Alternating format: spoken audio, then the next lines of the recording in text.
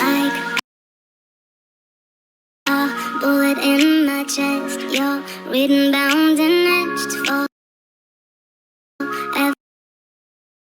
I don't ever slow up, no I don't take shit. I got no love for the fakeness. If you wanna play tough and wanna hate this, I'll always show up. All in my I don't ever slow up, no I don't take shit. I got no love for the fakeness. If you wanna play tough and wanna hate this, I'll always show up and make a statement. I don't ever slow up, no I don't take shit. I got no love for the fakeness. If you wanna play tough and wanna hate this, I'll always show up and make a statement. Everything I do so instinctive and so passionate. Every word I move so descriptive like an adjective. I got a vendetta against people who patented being negative when you should be getting after it.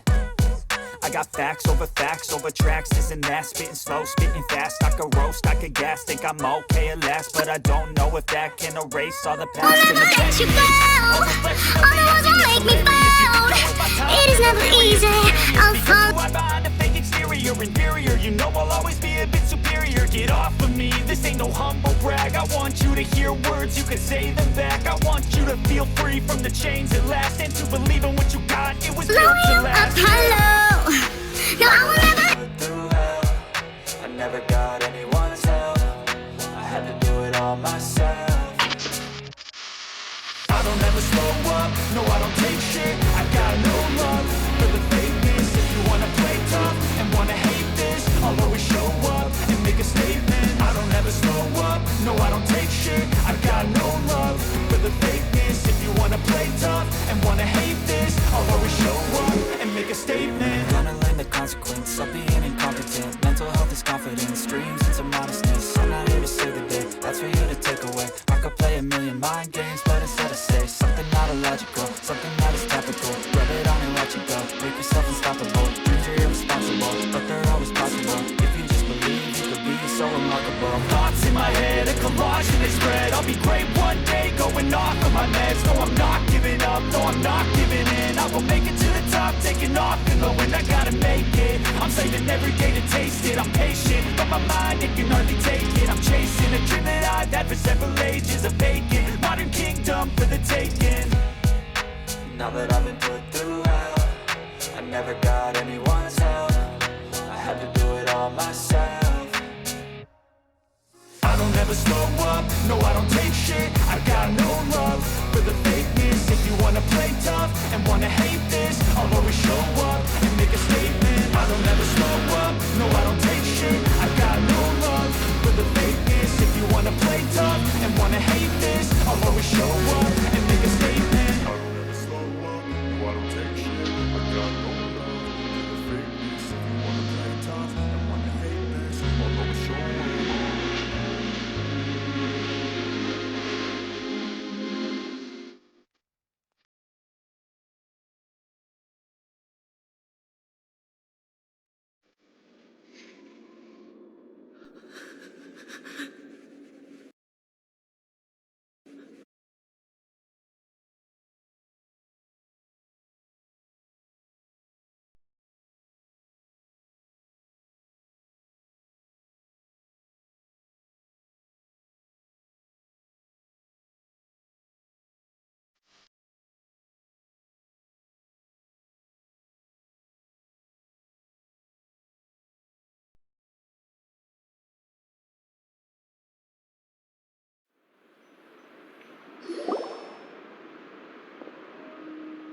Thank you for waiting.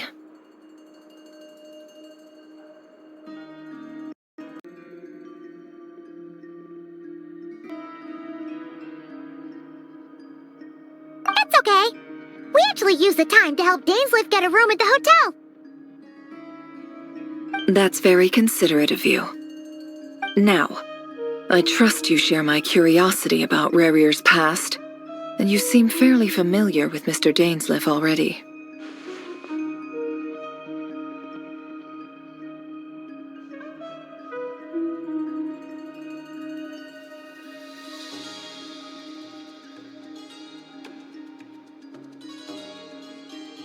We spoke at some length after the meeting. He was the one who suggested I should invite you to join this operation. He feels confident that these secrets will be safe with you. Dane has a lot of faith in us, that's for sure.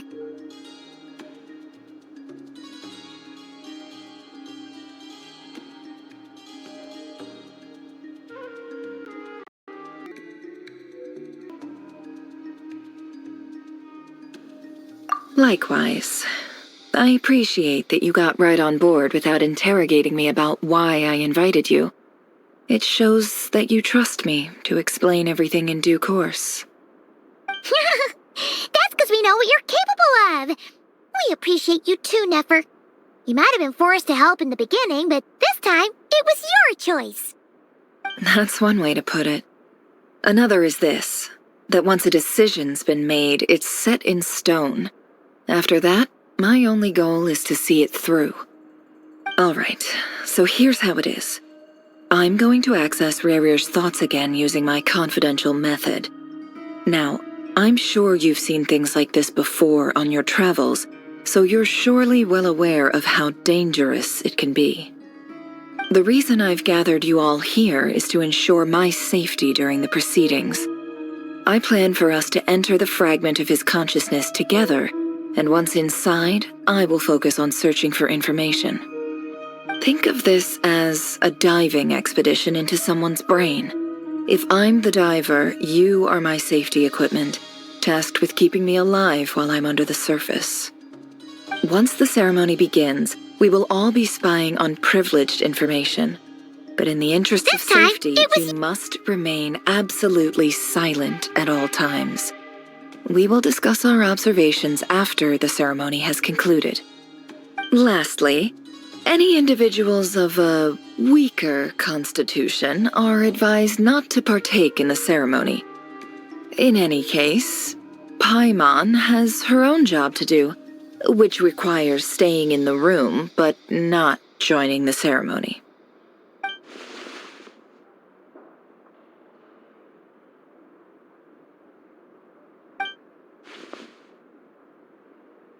Well, good luck, everyone.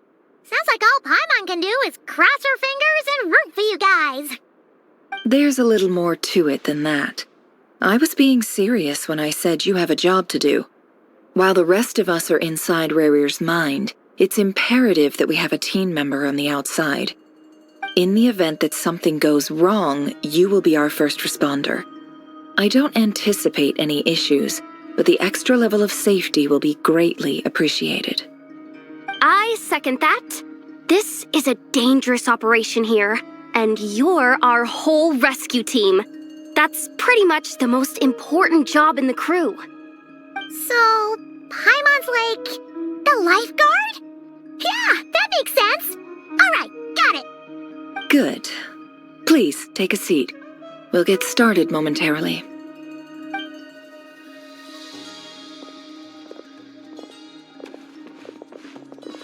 So, did Mr. Dainsleif tell you anything else?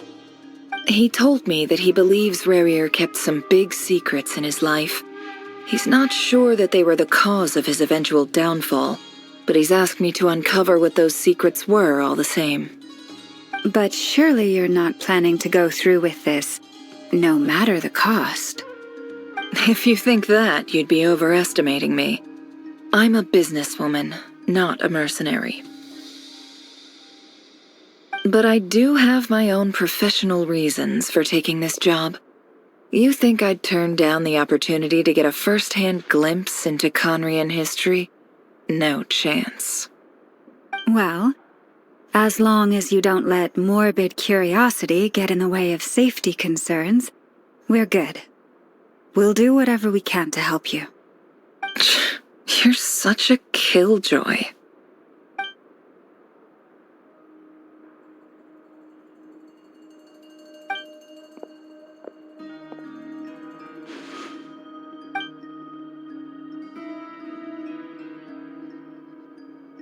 All right, I'm good to go. All set over here, too. Promise, Paimon, you'll be extra careful. All right. Let your whole body relax. We're about to begin. Close your eyes.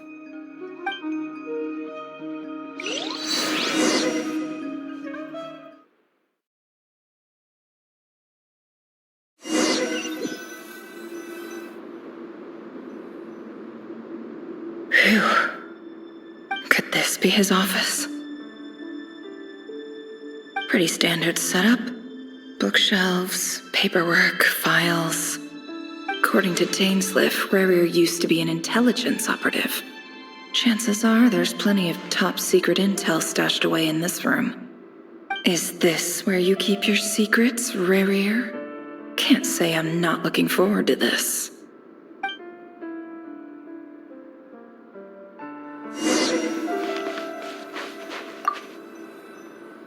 A file tucked inside a folder. The title reads, Dear Breakfast Shop Owner.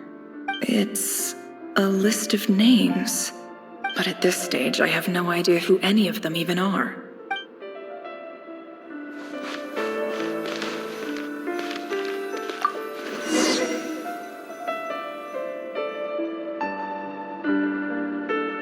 Today's files are in. Time to wade through them just like usual.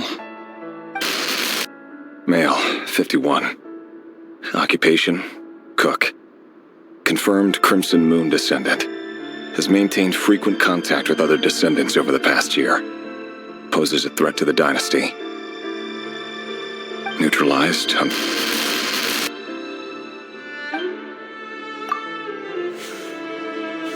This one should be archived under purged targets.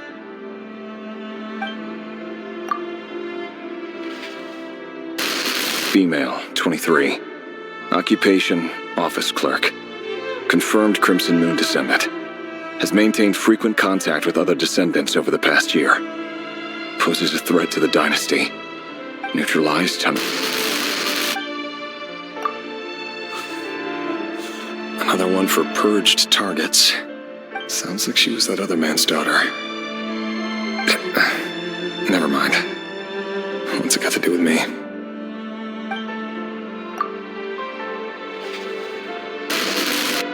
Male, 40. Occupation, teacher. Confirmed Crimson Moon descendant. Has been observed making contact with other descendants during the past year. Poses a threat to the dynasty. Neutralized on...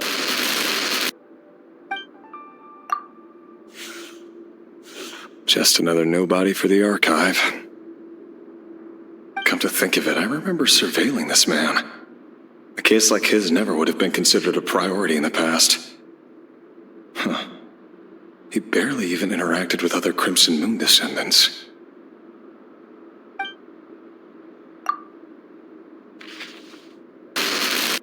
Female, 16. Occupation, none. Orphan and confirmed Crimson Moon descendant. Has been observed making contact with other descendants during the past year. Poses a threat to the dynasty. Neutralized on... Filed. I have no recollection of this girl. None whatsoever. She doesn't seem to be anyone important, but then again, how many of them really are?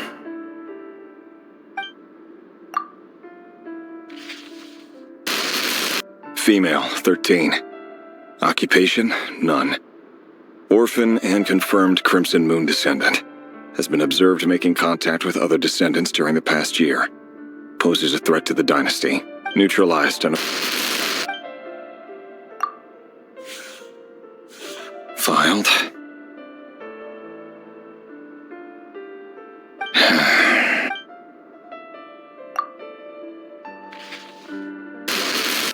Male, 11. Occupation, none. Neutralized.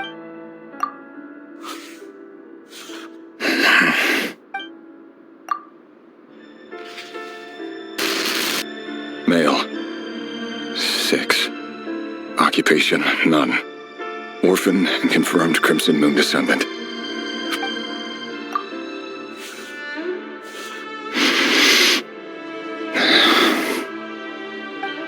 It's funny, isn't it? Your job is becoming both harder and easier at the same time, depending on how you look at it. Sooner or later, the Crimson Moon descendants will be completely wiped out. But as their numbers dwindle, they become harder and harder to track down.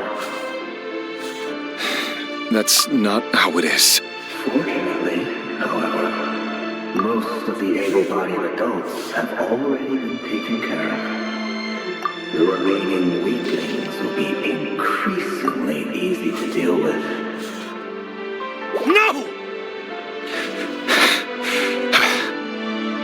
No. My job is to ensure the survival of the Eclipse Dynasty. And the only way to do that is by eliminating any and all potential threats. It's a perfectly legitimate line of work. Every single one of my colleagues can attest to my fairness. And if my friends were aware of the facts, I know they'd back me up too. Assuming, of course, that they were aware of all the facts.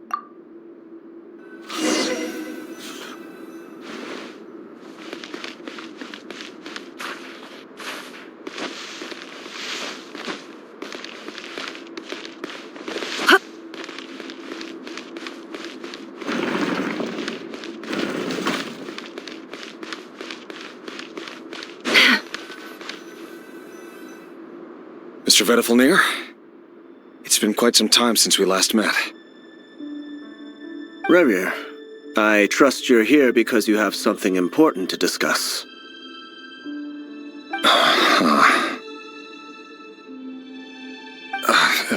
Forgive me. I wasn't tuning out, it's just, I noticed you didn't even phrase that as a question. As if you knew I was coming. Tell me, does someone in your position ever feel the need to ask questions at all?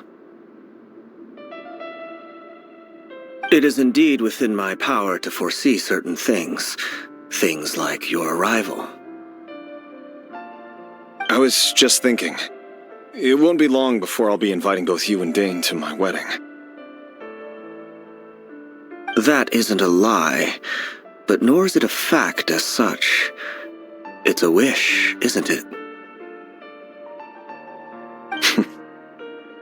No fooling a prophet, is there? Ever since that day we met for drinks, I knew it was only a matter of time before you came looking for me.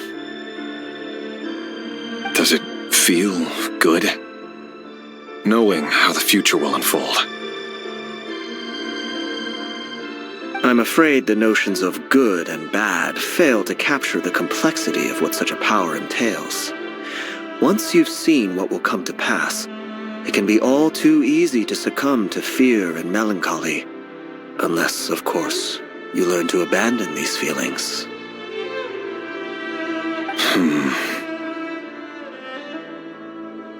You fear my silence, and long to hear the words I left unspoken that day. That's right. You must have noticed my reluctance to broach the subject, and the reason is simple. Because the truth could never have lived up to your hopes. For both our sakes, such words are better left unsaid. The burden of prophecy was never meant for your shoulders.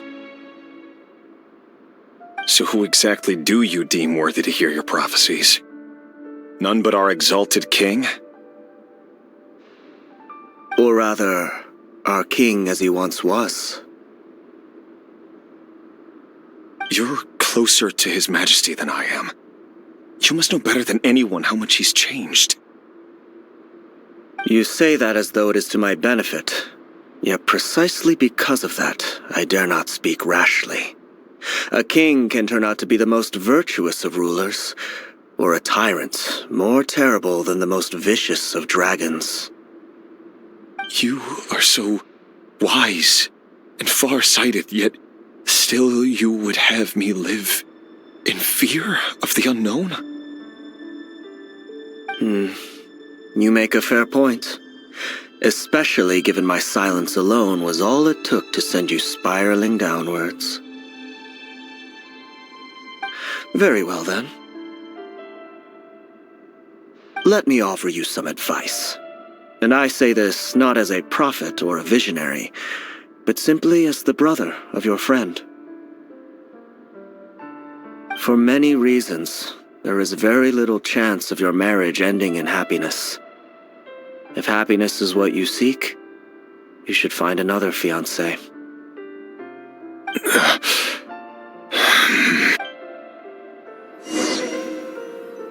Hold on.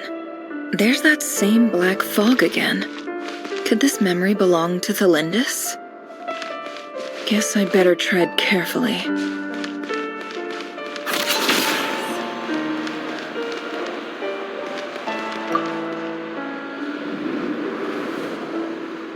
Wait. Hear me out. This time we finally got a clear look at his face and learned his true identity. His name is Rerir, and he claims to be one of the king's guards. What did you say? A cruel irony, isn't it? The man you're set to marry leads a double life as a brutal executioner. Why are you telling me all of this now? Simple. It's because I want you to kill him. You are the only person he would never suspect. No, absolutely not. I would never dream of doing such a despicable thing. So you'll just stand by and watch him slaughter us to the last? Do not forget that the blood of the Crimson Moon flows in your veins too. The blood of the Crimson Moon? What does that matter now? The dynasty has long been dead and gone. You think that alone is reason enough for me to throw away everything I have? Why wouldn't it be? You too were once a child of the Crimson Moon, just like me. Don't tell me you've never felt so much as a flicker of fury for the way we were trampled into the dust. As long as you promise to abandon this pipe dream of restoring your dynasty, I can try to persuade him. Or have him persuade the Vinster King. Persuade the Vinster King?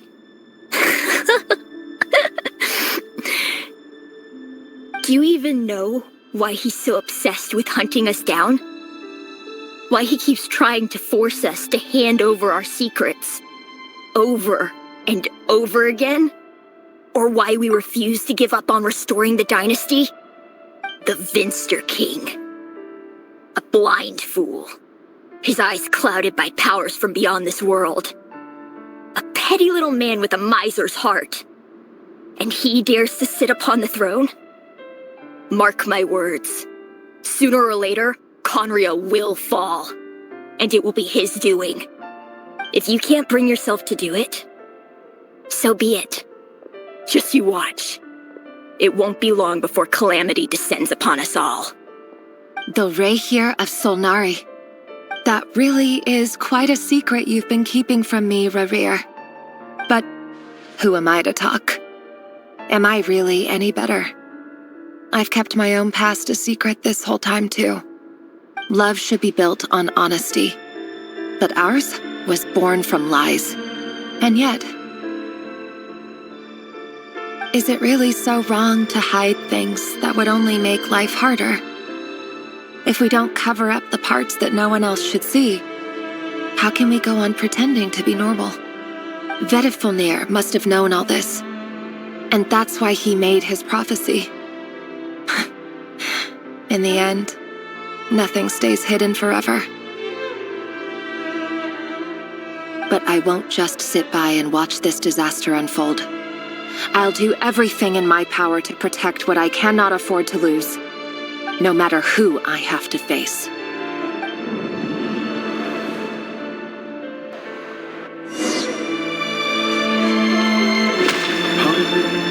Was that Rerir who just walked past the window? Doesn't it give you the chills that he still takes the same road to work every day? As if nothing ever happened. Those people at the deli. Enough already. They're clearly pretty taken by their own disguises, so just smile and play along. Pull the rug from under beasts like that, and you'll risk having your throat torn out. Deli. Oh. people from the opposition. Right. I'd almost forgotten they used to run a deli. People of no consequence always vanish so easily. And no one even remembers them. But surely you can see he's not the man he pretends to be. So many have died already, and they say that the king's madness grows with each passing day. We're not going to survive this, are we? But why does it have to be this way? Do we really deserve to die just because of the blood that runs through our veins?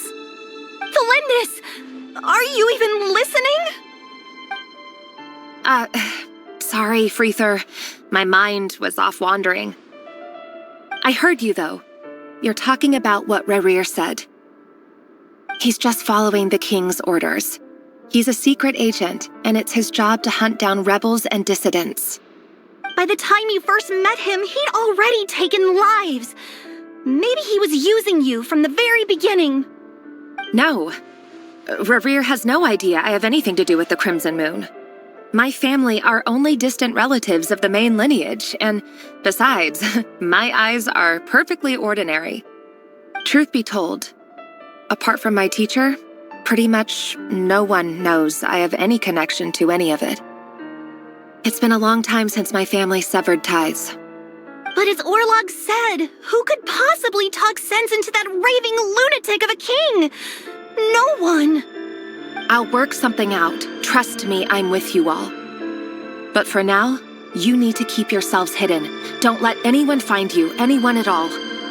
Don't forget that Rerir is an Eclipse operative. You need to be extra careful when he's around. And when I am too. For now, don't come looking for me. And if anything happens to me, just act like we've never met. If even you can't escape this, what hope do the rest of us have? But after all this time together, surely he wouldn't lay a hand on you. I won't speak in his defense, nor can I give you a clear answer to that question. But I'll do everything I can to put an end to this. Here, hold on to this. If an opportunity to escape presents itself, take it. You'll be glad you took some spare change. You call that change? But what about you? I've got a job, and there's still money coming in. But you can't go anywhere right now. Please think about yourself for once.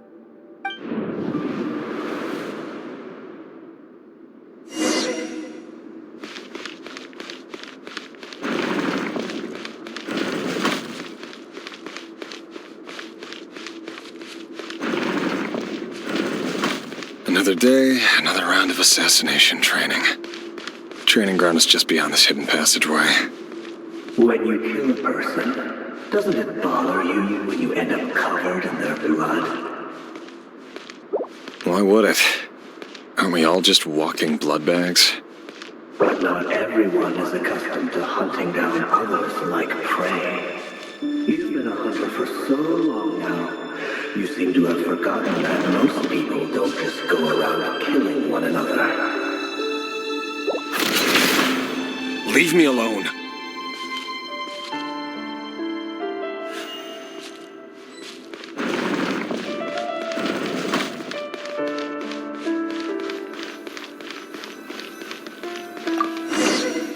No more lies. Make sure you have a firm grip on the handle. Then choose your angle well. Keep your movements light and brisk. And pray won't sense a thing. I'll bet no one's ever died a quiet death in your hands. I work clean. No traces.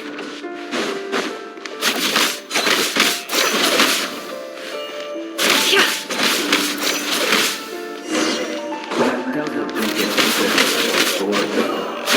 The king just happens to be right now. Or someday he doesn't. That won't happen. He's changed. Ever since he knows himself that power.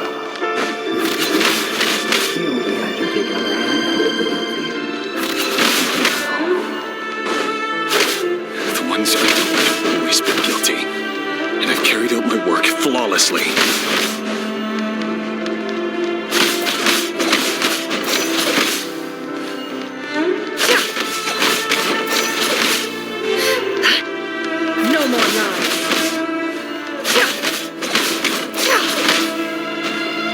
It all adds up.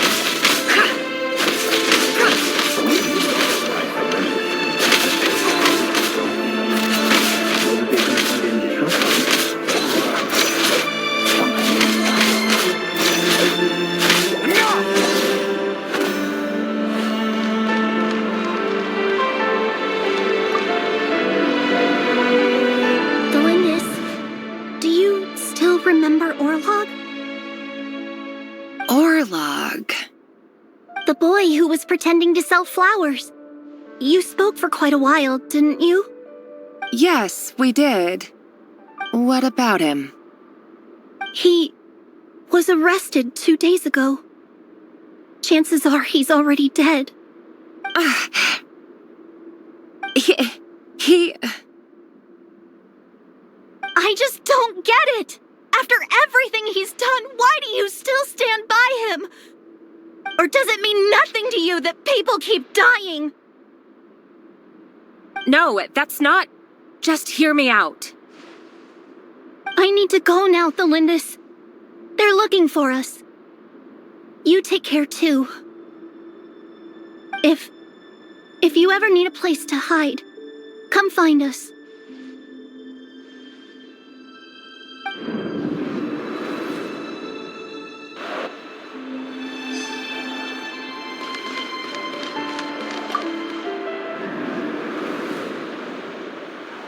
Author Thelindis.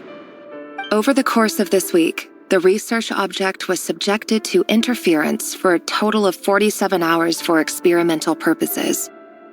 The results are as follows. All subjects of observation that were sent inside have now... The situation within is proving more problematic than anticipated. No progress whatsoever. What now? Won't you give me even a glimmer of hope? Things are getting worse by the day. I have to find a way or we'll all be in danger. But I... If all this research comes to nothing, what then? Sooner or later, it'll be my neck on the line. But could he really bring himself to kill me? No. Surely he wouldn't have the heart.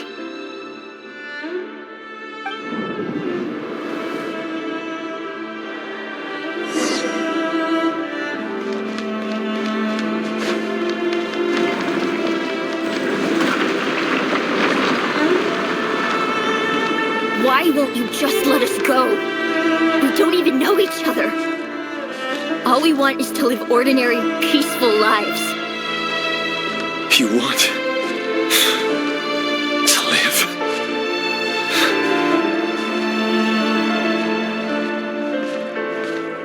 Yes. I just want to go on living. Is that really such an unforgivable crime?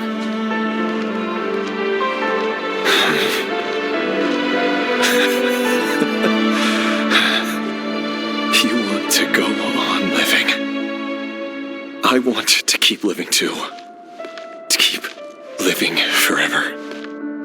That's why I have no choice but to continue on the path I'm on. If only some savior would suddenly swoop down and change the way the world is. Too bad that's not going to happen. Imagine that. If there really were such a person, you and I wouldn't be standing here like this, would we?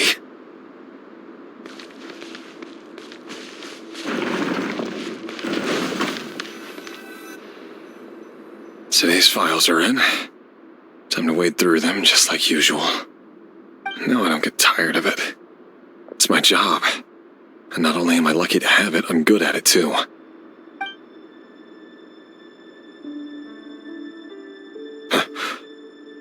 Wait.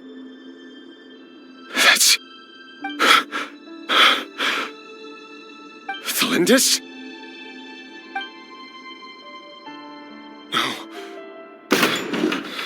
No. No! Why? But you bear no mark of the Crimson Moon. How could you possibly have anything to do with them? It cannot be. Undiluted bloodline. Carefully concealed. I see it now. You've been living in the shadows just like me. What a fool I've been. Numbing myself with talk of justice. Even imagining my friends would back me up. But in the end, Irminsul. Finster King!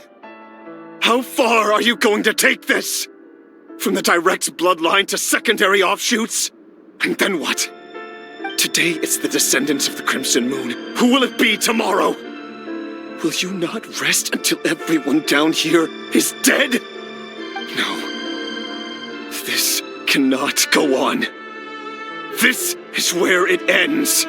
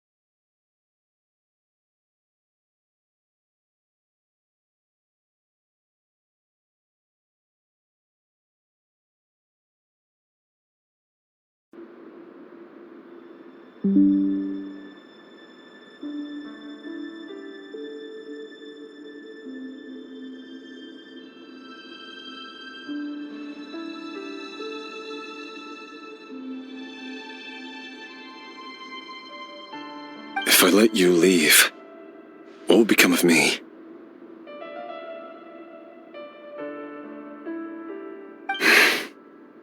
Just kidding. Go, now. But remember, don't let anyone know you were caught. We'll be seeing each other again very soon if you do.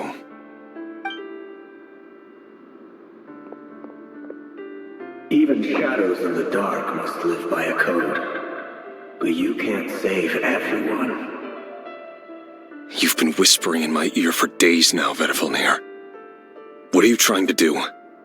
Break me down? I only say this because you long for an answer to your problems. Let her go, Rerir, or you risk losing everything. I will not abandon Thalindis. Then you'll need a little more vigilance and a lot more power.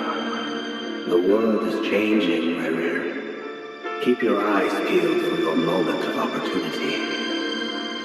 That voice used to be so unclear. But now I know exactly whose it is. It's Vedifalnir.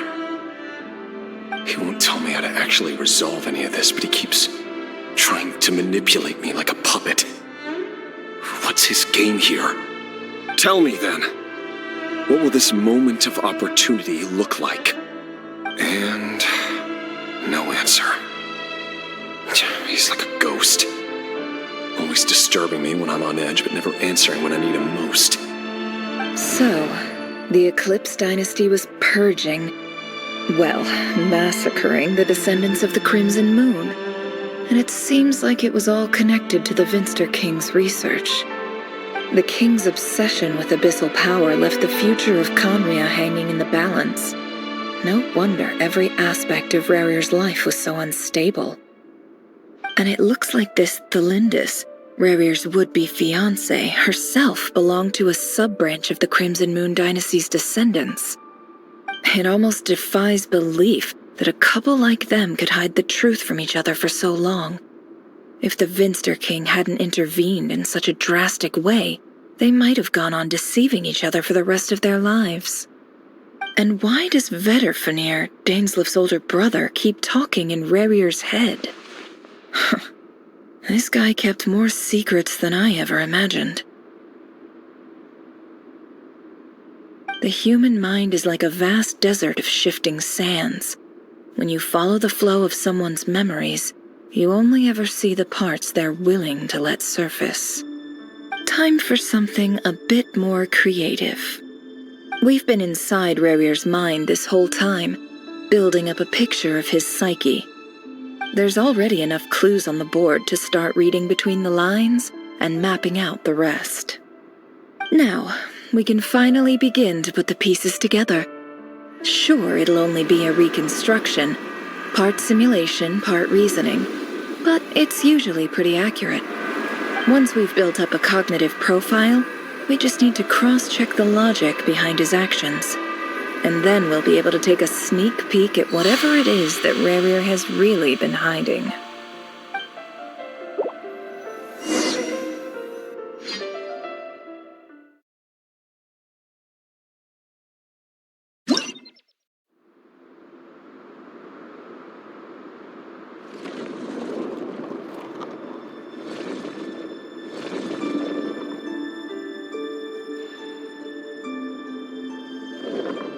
Rerir, are you there?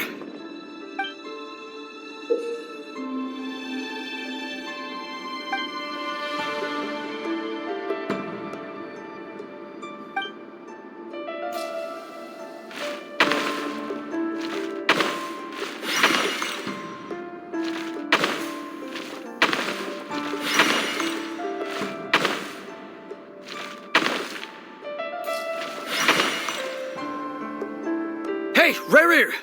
Come out, it's urgent! Dane? What's wrong? Quick, come with me. I'll explain everything once we've met up with the others.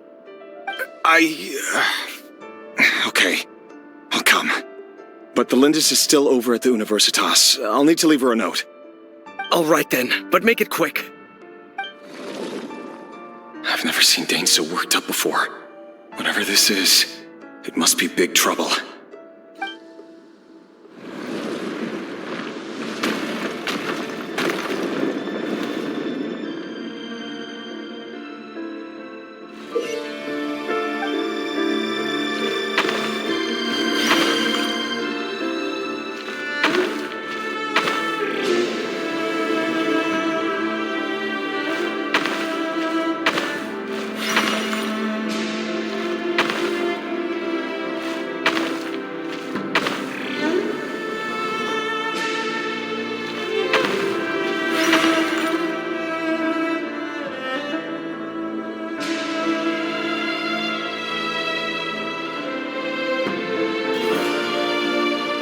Well, this is a nice change, meeting you all at this hour. When men and women of ambition can speak face to face in broad daylight, I say that's a big step forward for our dear Conria. Don't be ridiculous. We do not fear the day. Why would we seek refuge in the night? You might ask your blade that same question. I'm told it prefers the cover of darkness. The word on the street is that Sir Delogi only strikes when he has an unfair advantage. But that is patently false. I see you're missing an arm and a leg. Surely only a fair fight could explain that. If this is your way of offering me replacement limbs, believe me, I'll take them. Oh, we can certainly discuss that. With bioalchemy, anything is possible. Assuming I have your full support in my research. Lunatic. Robtatir, what brings you here? Why, Dainsleif, of course. He invited me. Please, cast aside your apprehensions, Miss Rhindaughter. Whatever the rumors may say, I am but a humble servant of the king, and I can assure you he affords me no greater convenience than he does you. Well, the Universitas Magistrorum won't stop fawning over you, so at least some of the rumors must be true. You're clearly doing well for yourself, so drop the humble servant act. It endears you to no one. You're president of the Universitas Magistrorum, the chief royal mage known as the Wise by royal appointment, and by far the most favored among the 4 pillars of Conria. Vice President Veidt doesn't even try to hide his envy when he sees you. My success is the product of hard work and good luck. It's as simple as that. Were the king not such an extremist, I hardly think I would have received a senior post at my age. Of course, no job is without its gripes. Serving a king like ours can be a challenging task, as I'm sure you can imagine. And as for Efterveit, in missing out on the presidency, he's dodged a mountain of stress. Like everything else in life, it comes with pros and cons. You're all here. I apologize for the short notice, but it was an emergency.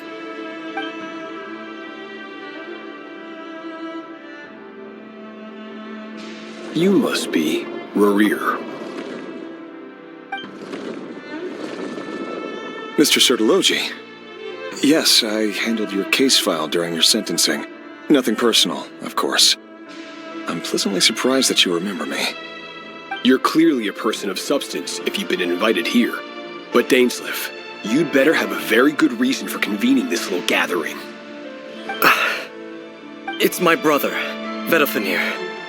After he spoke at the court this morning, the king was so infuriated by his words that he had him blinded in both eyes and thrown in prison. Vedofenir in prison? Strange. I thought the king trusted him and Horoptatyr more than anyone else in the world. Does this mean the king's circle of trust just got even smaller?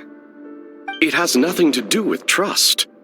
It's about what the king wants, which is as clear as day to anyone paying attention. I simply appease him, because it's in the best interests of the Universitas Magistrorum. And also because you're slimy. Vedofenir, perhaps less so. But still, a visionless visionary? It rather inclines me to think that qualifications are not what get you ahead in Conria. Do you honestly think this is an important discussion to be having right now? Dane, what are you planning to do? Rescue Vedofenir, I assume. Correct. It will mean storming the palace by force. Tonight. I need all of you on my side. That's far too dangerous. And don't forget, Dainsleif, you're captain of the Royal Guard. You swore an oath to the throne. You've been planning this for a while, haven't you? I have no desire to commit treason. But whatever critique the king may have of Vedofenir, disfiguring your most loyal subject for putting the best interests of his court and nation first, this is not the conduct of a wise ruler. My blade will force the king to see the error of his ways. So, Vedofenir's prophecy enraged the king. I'm sure it wasn't what he wanted to hear, but if he won't take counsel even from the visionary, that is deeply troubling news. The extent of His Majesty's madness is now all too clear. The question is, how does a man like me get out of this situation unscathed? You have noble ambitions, Dane, but I'm afraid they don't do much for a guy like me. I'm not interested in saving the world. All I want is a letter of pardon. A letter of pardon? For whom? Thelindis? The chances of the Vinster King issuing a pardon for anyone connected to the Crimson Moon seem vanishingly slim.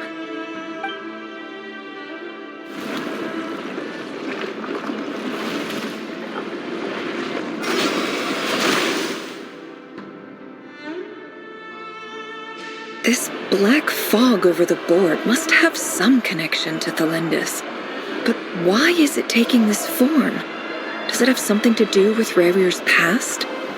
Another mystery I'll need to unravel.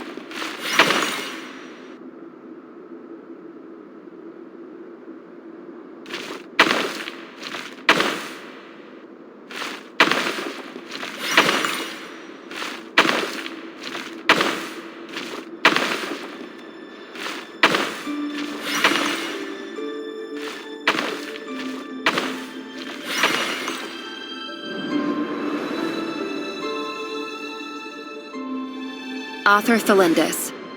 Over the course of this week, the research object was subjected to interference for a total of 60 hours for experimental purposes. The results are as follows. Research dating back to the Crimson Moon Dynasty has established 2 points regarding moon marrow. Firstly, its origins have something to do with a god's power. Secondly, it serves as a portal to an as-yet indeterminate location. Moon marrow can thus be defined as a spatial gateway. However, there are a number of hurdles to overcome before we can answer the question of where it leads to. To start with, opening the gateway requires a specific power source, which the relevant literature indicates. An enormous amount of power is then required to keep the gate open. Currently, the total power output of our instruments remains in the single digits. To make matters worse, I am now the only staff member remaining in the Moon Marrow Lab. The Universitas Magistrorum recently decided to move most of its personnel into abyssal energy research, which has stymied all Crimson Moon-related projects. This is not a wise move. I have always maintained that placing all our hopes in a single source of power is risky, especially one as poorly understood as this. As well as making ourselves overly reliant on a single resource, we are neglecting other promising technologies. I apologize if this comes across as disrespectful. But as a Moon Marrow researcher, I desperately want to see the world beyond the gateway. If we really made it there one day, what would we find?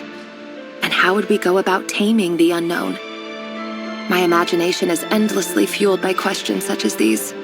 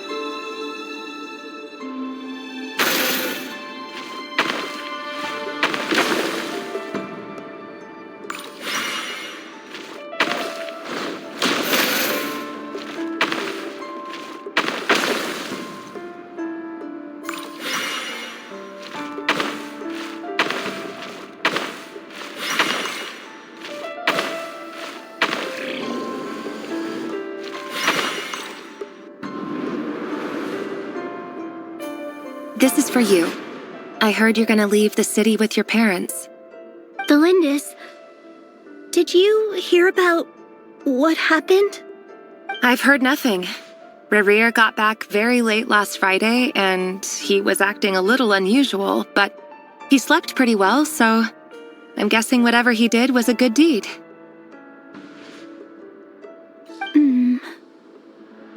You never saw him, and I don't know what he did. And this conversation never happened. You understand? What if he finds out that you pried into his secrets? Don't be silly. I don't know what secrets he does or doesn't have. All I know is he's just a normal guy who happens to run some errands for the king. Are you scared of him? I don't know. The Rerir I know doesn't match the person you all describe. Logically, I should be scared of him, and yet, I don't want to lose him. But enough about that. You should get going, and be careful with the package I gave you. Keep it secret. Keep it safe. What's in it? A piece of the moon. All you need to know is that as long as you keep it safe, then in the future, everyone will be able to see a red moon. A red moon? You mean our moon? That's right. Our moon. Promise me you'll look after it. I promise, Thelindis. The Crimson Moon bloodline will never die out. Its light, the color of blood, will become like a fire that flows in our veins, no matter how long it takes.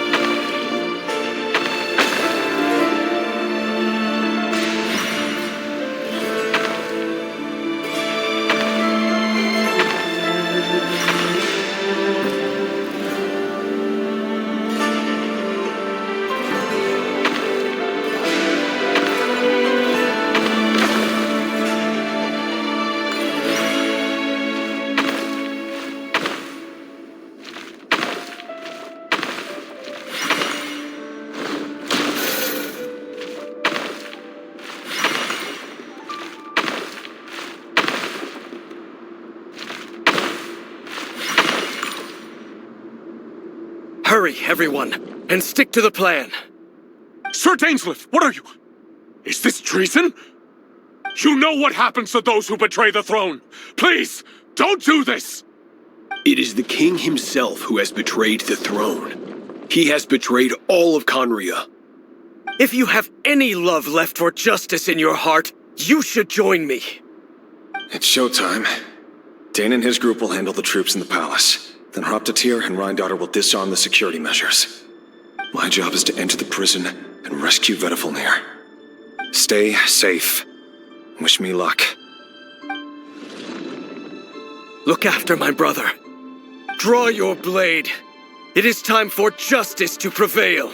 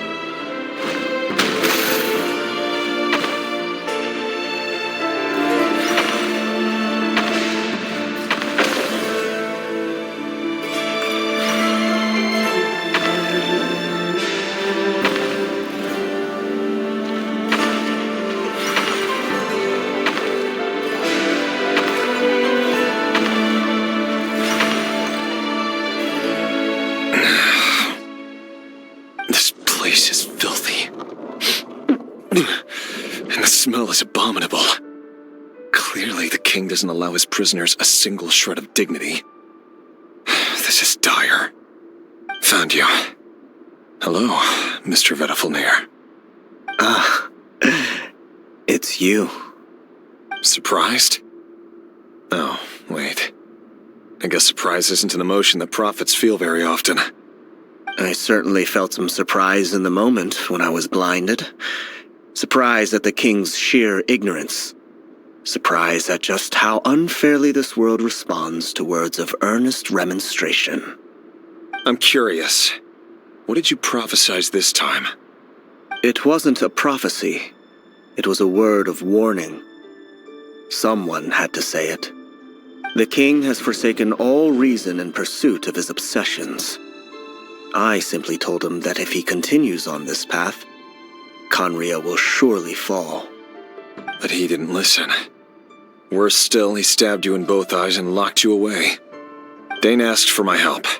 The court is in complete chaos now, but I'm sure you predicted that. Everything is transpiring as I foresaw, yet I am powerless to change it. Fate is an immutable force. I can but lament as the inevitable unfolds. I do wonder whether giving a man the power to see the future does nothing more for him than slowly crush his spirit. Forgive my curtness, Vedafilnir, but the king did not suddenly turn on you today. His suspicions have been brewing for a long time. You can't have wisdom beyond the reach of your fellow man without attracting his fear and suspicion.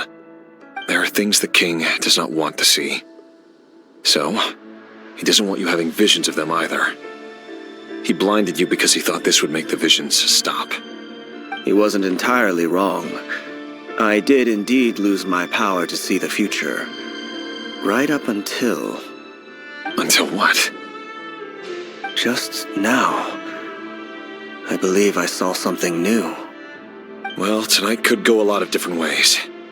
5 of us banded together to storm the palace, also we could rescue you.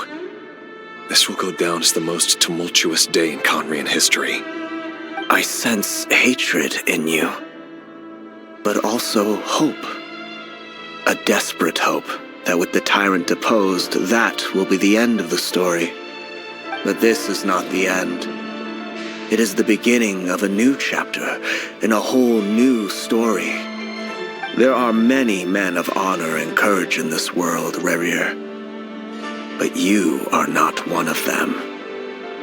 You're not here for justice, are you? You're here for yourself. Is that a dagger? Interesting. Why not the polearm? It was always your weapon of choice. With your abilities, I don't doubt that you were able to recover some of your sight. But I also doubt that you want to make an enemy of me right now. Of course not. We're on the same side, aren't we? We could be. But I need you to be honest with me, Vedafilnir. At this point, you're my only hope for the future. You mean your future? With your beloved, Felindis? Yes. And I know there are bigger things at stake here. A dynasty, a nation, maybe the entire world. But forgive me, I care first and foremost about myself. I can't abandon the one I love to save myself. I just can't do it. But you see a broader picture of the future than I. You see the solutions to the biggest problems of our age. So tell me, what is my solution? What's the answer? In matters of fate, answers are either right or wrong. What will be and what will not. Maybe you are willing to pay a certain price in the pursuit of happiness, but unfortunately, fate does not negotiate. That is the cruelest thing about fate. It is unmoved by your sacrifices. That can't be true. I know it's your voice that I keep hearing in my head, urging me to see how the world is changing, to seek more power, so I can protect the things I love. You show me disaster, but you won't show me how to avoid it? Why? Why are you doing all this? My voice? In your head?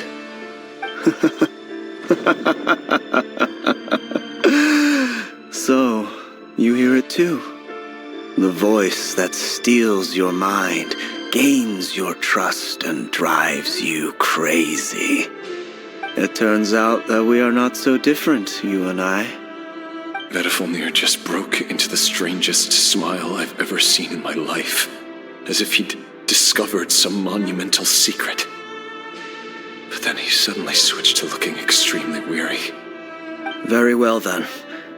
My advice to you is as follows. You must persevere. Whatever trials and tribulations you may face, be steadfast in the belief that they are your path to the future. For as long as you live, your story with Thelindis shall not come to an end. That is the only chance you have of fighting back against fate. It is up to you whether you believe my words. Regardless, that is all I will say on the matter. I have no right to intervene any further. I will hold you to your word. Thank you for setting me free. In return, I will tell you one more thing that you cannot afford to ignore. Just then, a strange wave of energy rippled through the city. We had no idea what it could mean. If I were you, I would head to the Universitas Magistrorum. The Universitas? Oh no! I'm sure we'll be seeing each other again very soon, Rerir. Whatever Vedifilnir said, I didn't catch it. I didn't even help him out of the prison. There was no time to lose.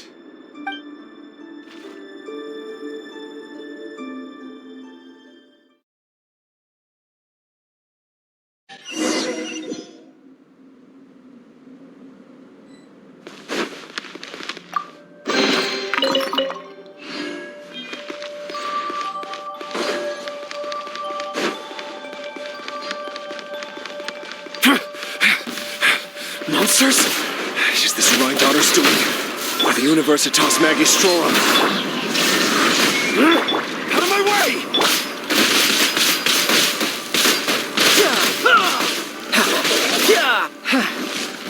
It all adds up.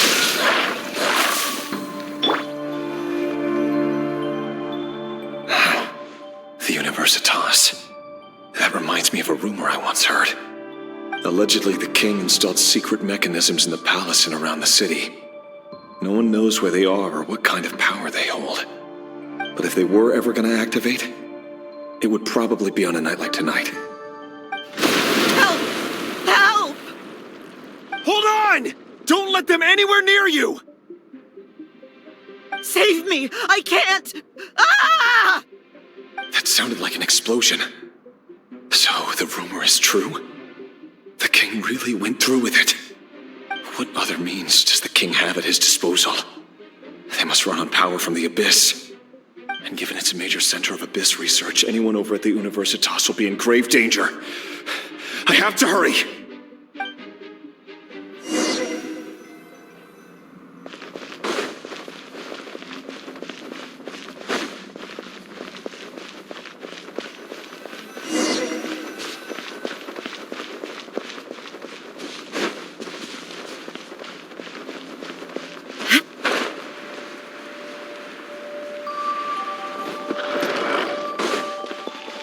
Down! No more lies. Can't hide the truth. As one with wind and cloud. Into the wind.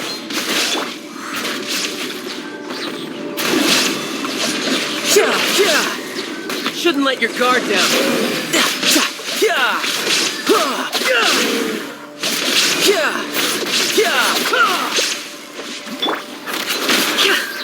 The mystery unravels. It all adds up. Illusion shattered. You're mine. Bring it on. Can't hide the truth. It all adds up. The Temple of Wisdom. Committed to memory. The deception ends here. Can't hide the truth. Clouds hide. The birds call. The wind knows it. No time to lose. Brace yourself. This is gonna hurt. Shine down! No more lies. Wind strike.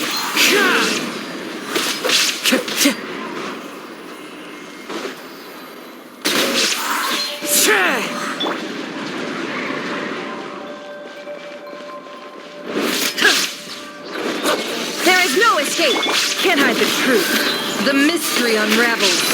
It all as one with wind and cloud. Into the wind. Share my knowledge. Now you shall perish!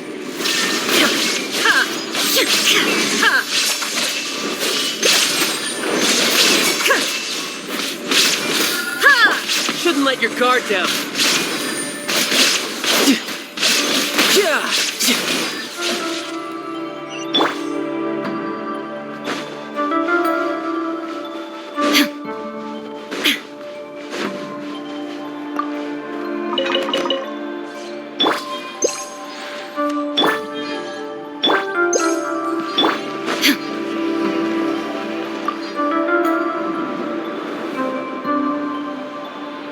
Monsters! At the Universitas Magistrorum? Why now? Oh no! They're coming! It's no use. The table won't hold out much longer. The weapons. Where are the weapons? Of course. All the lab equipment was upgraded after the inspection last week, but the new weapons haven't been allocated yet. I'm done for. Is anyone there? I need help! Ah! Stay back! Please stay back! Please!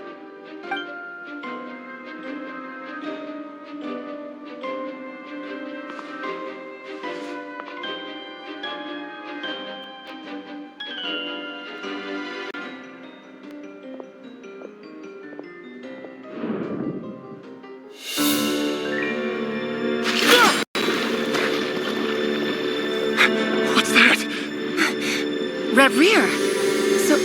So the rumors about your work are true. What? No! Listen, something happened at the palace tonight. We have to leave!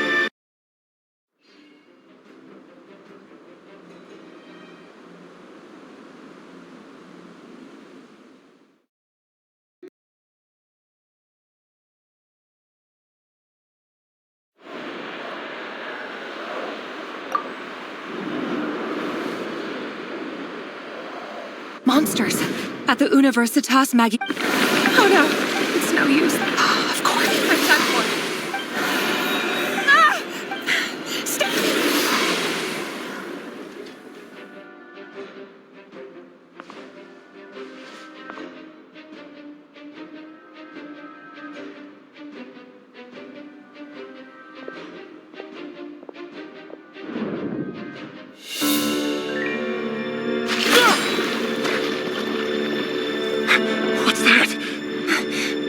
Rear. So the rumors about your work are true. What? No! Listen, something happened at the palace tonight. We have to leave! You don't need to lie to me anymore. What do you mean? I know why you're worried, and I will respect the decision you've made. But it's okay, because I found a solution. I know how to end all this. You can have it back. The normal life you so desire. But until then, I'm afraid our wedding will have to wait. Cylinders? No, don't do it! Cylinders! Cylinders!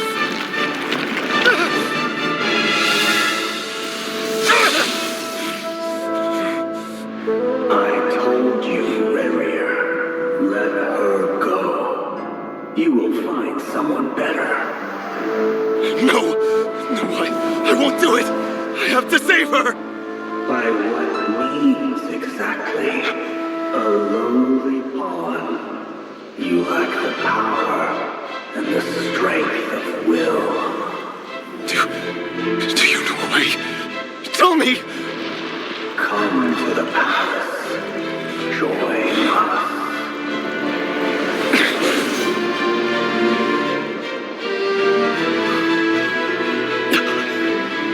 Rarier, thank goodness we... Step forward and take your share.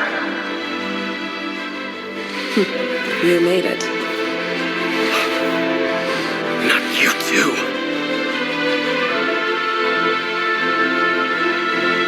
Hatred or grief, despair or desire.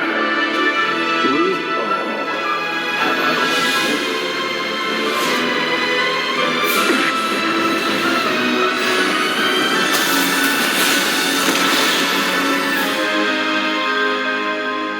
Rarier. Rarier. Thlindis. Were you daydreaming?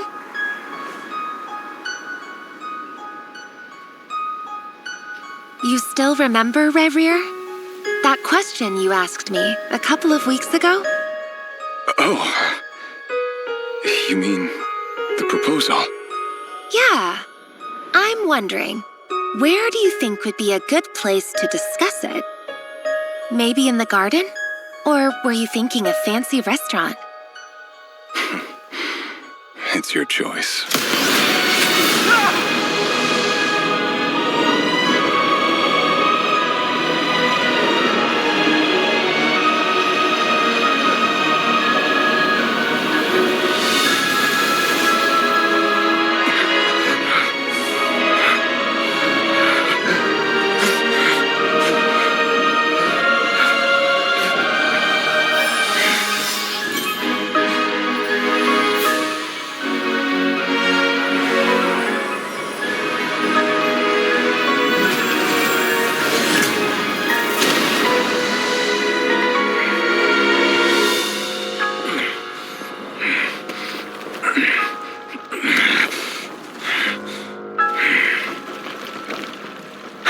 Find you. And then, you can give me your answer.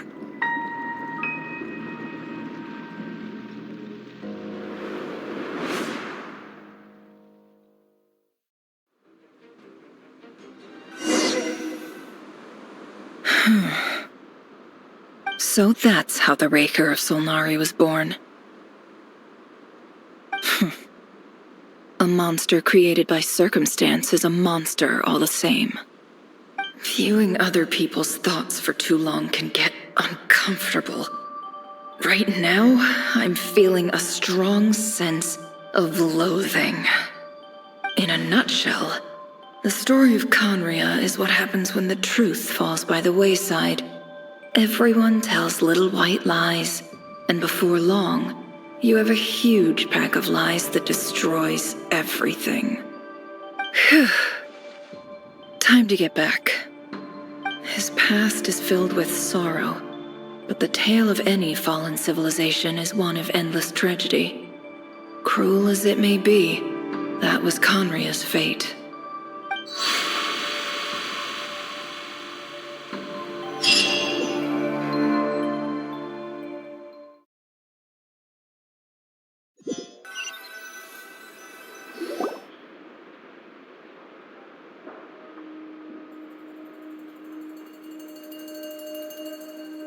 Everyone, I'm back. Can I get a standing ovation? Never! How are you holding up? Feeling okay? She's fine. Boss is a pro. Yes, I'm fine. You will have seen the events of Rarier's life through my thoughts.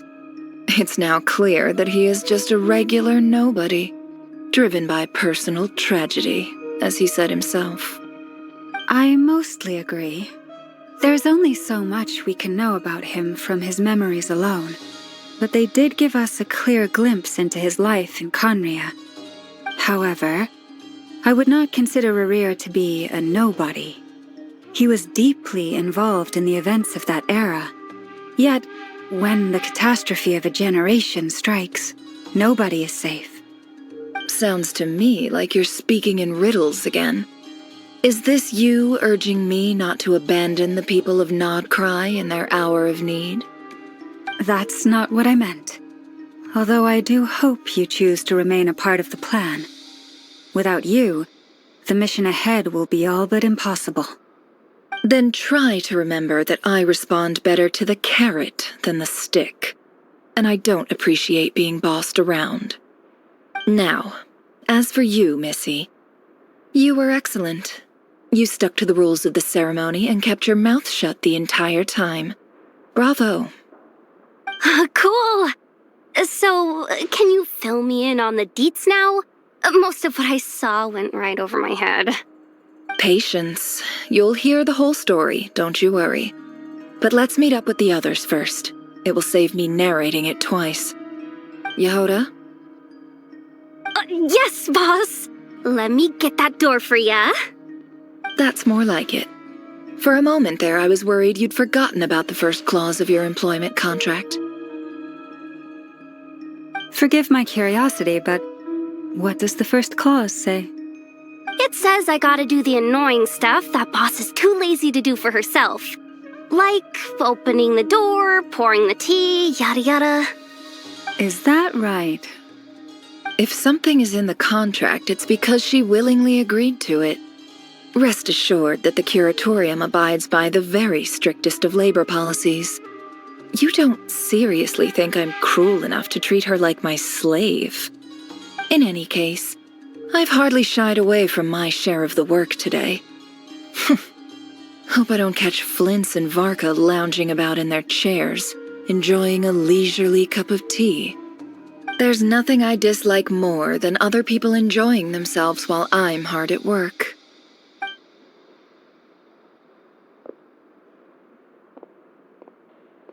Oh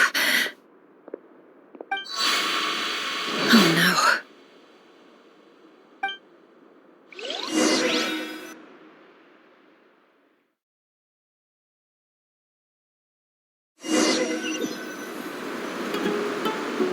Sorry to disturb you, but we seem to have run into some trouble. Evidently so. Don't worry, I'm not about to leave you to fend for yourselves. I'm not that kind of boss. And it would go against the curatorium's labor policy. I'm sorry? What did you hear me say? I wasn't talking about labor policy. Wait. How long have I been standing here? Not long. You just appeared by the door a moment ago.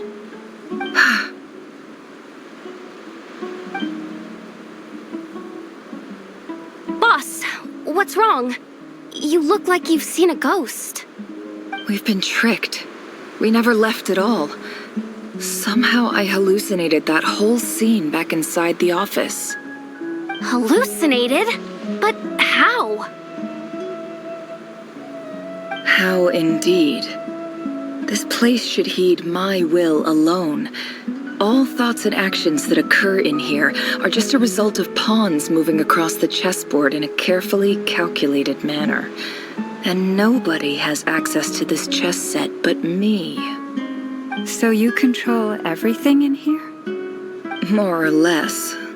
But yes, it's a special technique of mine. Has anything like this ever happened before? Only once. It was the first time I used the chess set. Is there any similarity between what happened then and what's happening now? I suppose my thoughts are a little turbulent, which was also the case my first time. Is there anything I can do to help? The first clause of your contract clearly states that I only need your help with things that I'm too lazy to do myself. Meaning you're not feeling lazy right now? Meaning this is not something Yehoda can help with. The chess set is a personal treasure that I alone understand. I must be the one to find our way out of here. Boss, it's fine. Really. Let me do something useful. Oh, listen to you. Whatever would I do without you, Yehoda? What? Really? Yes, really. Where would I ever find another employee as obedient and servile as you? God forbid anything ever happens to you. Oh, okay. Well, anyway, I was thinking of fetching some water. There's gotta be a source around here somewhere. I suggest everyone finds someplace comfortable to take a rest. We gotta conserve our energy. Even though all this chess malarkey doesn't exist in a physical sense, mentally speaking, it's all real. And so is our tiredness and fatigue. You don't want to dismiss mental fatigue. Just because it isn't physical doesn't mean it's any less serious. But anyway, I got your backs, so don't worry about a thing. Don't I have the best employees? Jealous much? If we can find a suitable time, I'd love to borrow Yehoda for a day to help out at the Frost Moon Scions. Would you be amenable to that, Boss Nefer? Oh, Lauma. Have I ever told you just how pretty you are? Beauty runs from the tips of your antlers to the depths of your imagination. Time to rally, everyone. Follow me. As we continue our journey, the same rules will apply. That means stay focused and no talking no matter what we encounter. And don't disturb the chess pieces.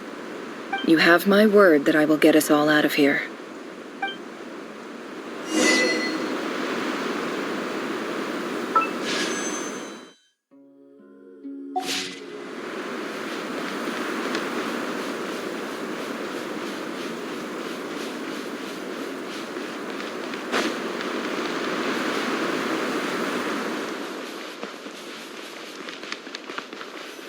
This place looks familiar. That's not a good sign. There's someone up ahead. I wasn't expecting visitors at this hour. Wait, is that? Oh, it's him. There you are! Sinue's been looking for you all day. I think he has some news for you. Oh yeah? What were you doing just now, Uncle Retinue? Hiding away some more loose change?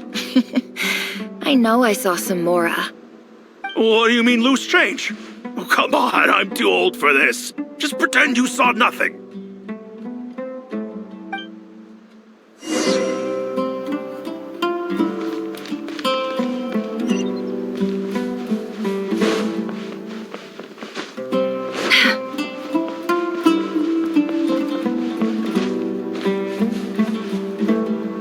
Hey, kid.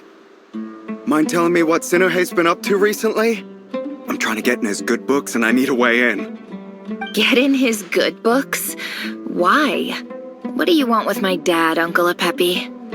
I've written a new song. I was hoping to showcase it at the next festival, but I'll need his approval. A new song, huh? I'd love to stay and listen, but unfortunately, Uncle Retinue says my dad's looking for me. Well, there's plenty of time and I'm not going anywhere. See that pile of stones? I'll be sitting there warming up my vocal cords. Come find me when you're done. Pile of stones. Got it.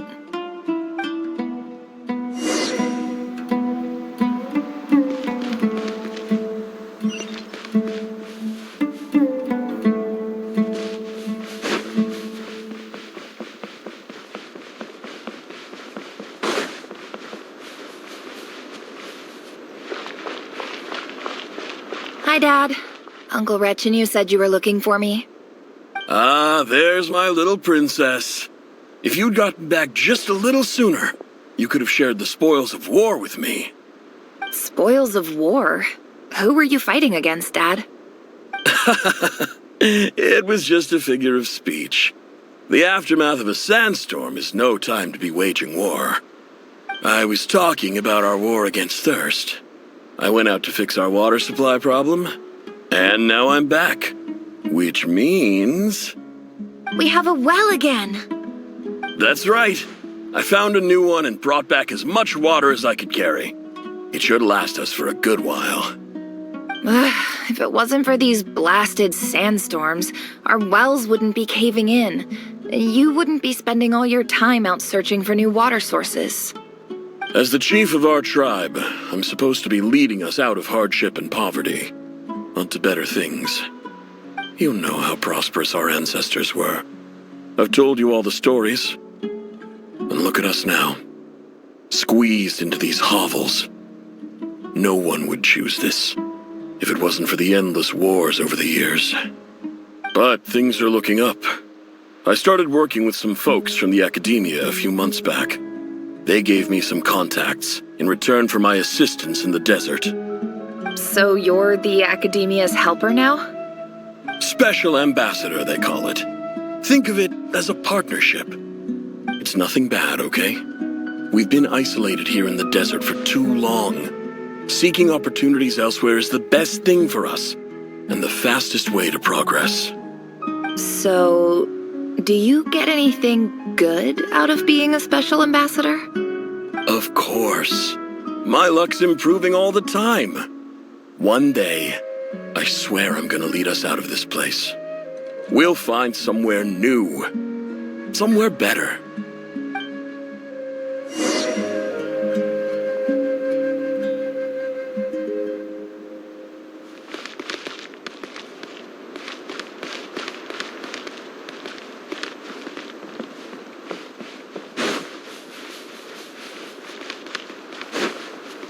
No more lies.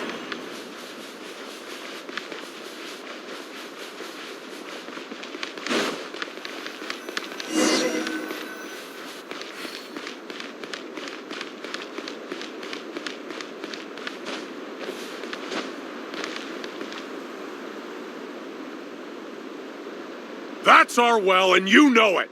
You stole from us. Well, you've gone from chief to thief, and now you have to face the consequences. Did you really think you could take our water without permission and get away with it? You're either brave, stupid, or both. And that special ambassador act? Yeah, nice try.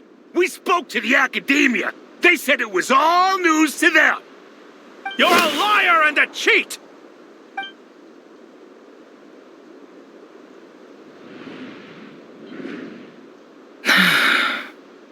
I heard Yehuda gasp, but I don't blame her.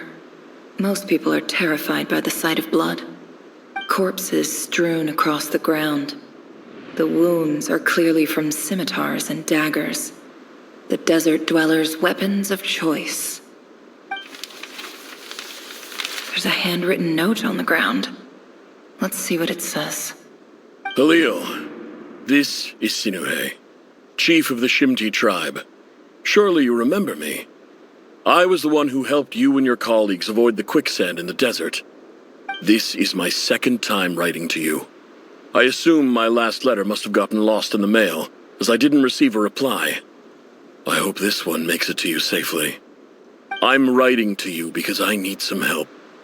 That sandstorm the other day completely blocked up our well, forcing me to look for another water source in Iab and Unut territory.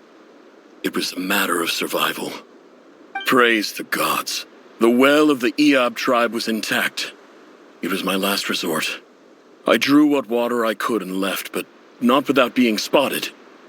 I fear they will retaliate. You told me to write to you if I ever needed help. You said you'd be my ally in the academia. I urgently need you to formally recognize my title of Special Ambassador and send some of your people to assist me for a few days.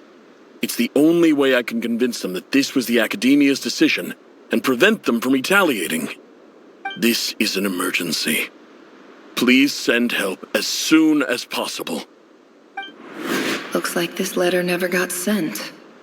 The writer died a grisly death, and the letter was trampled into the ground.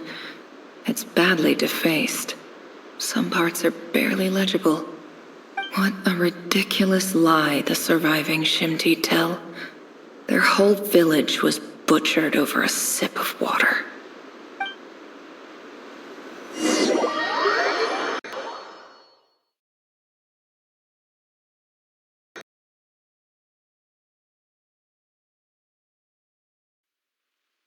Officer, Welcome.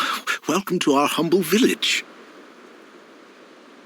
I thought you would at least have the courtesy to provide some respectable libations. This is the finest wine our village has to offer. I promise.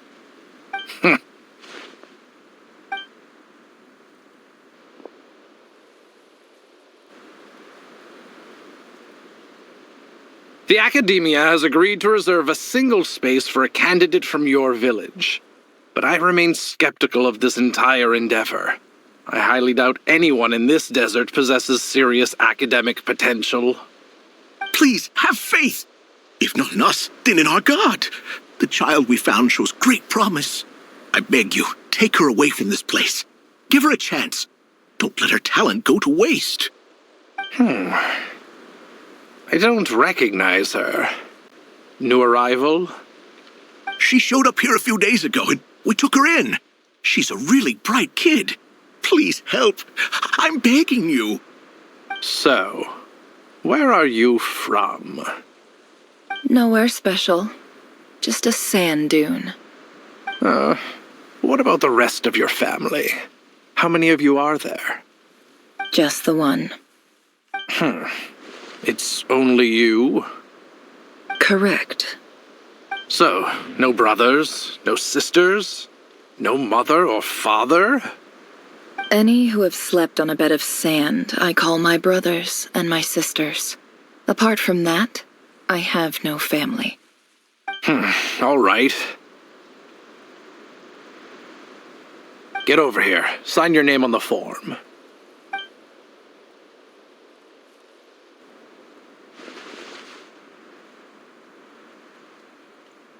Never? You're rather fair-skinned for a desert dweller.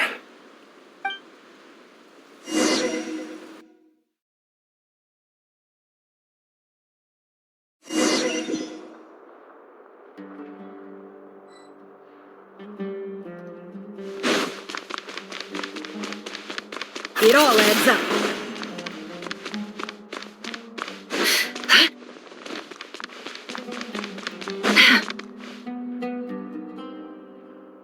Nefer, this term's assignments have been issued already.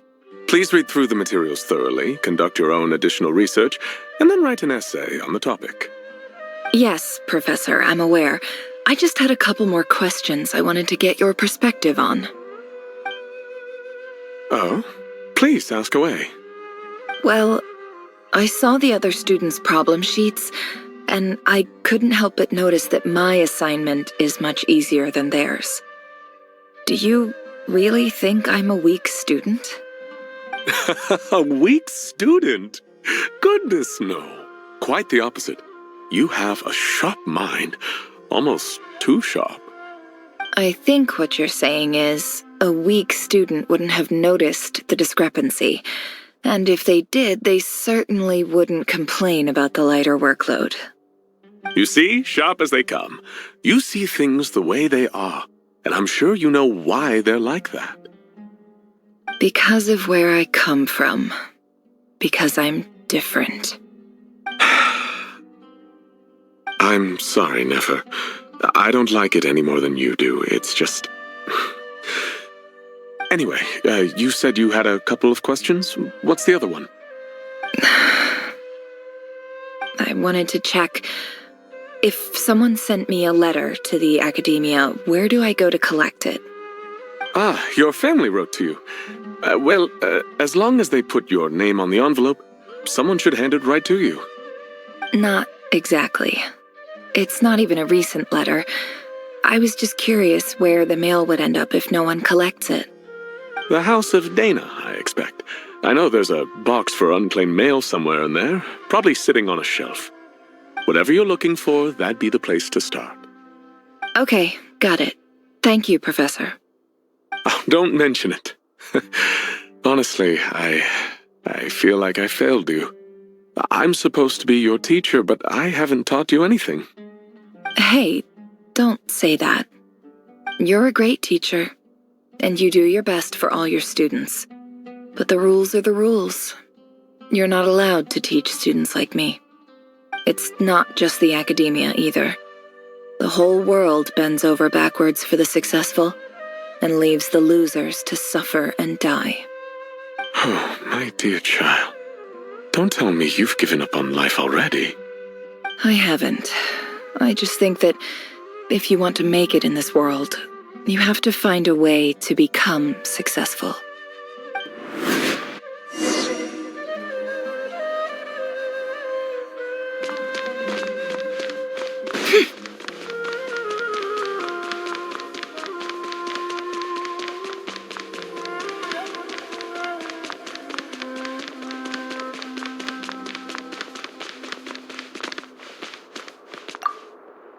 This must be it. A big cardboard box full of unclaimed mail. And probably some letters that ended up here by mistake, too. Let's take a look.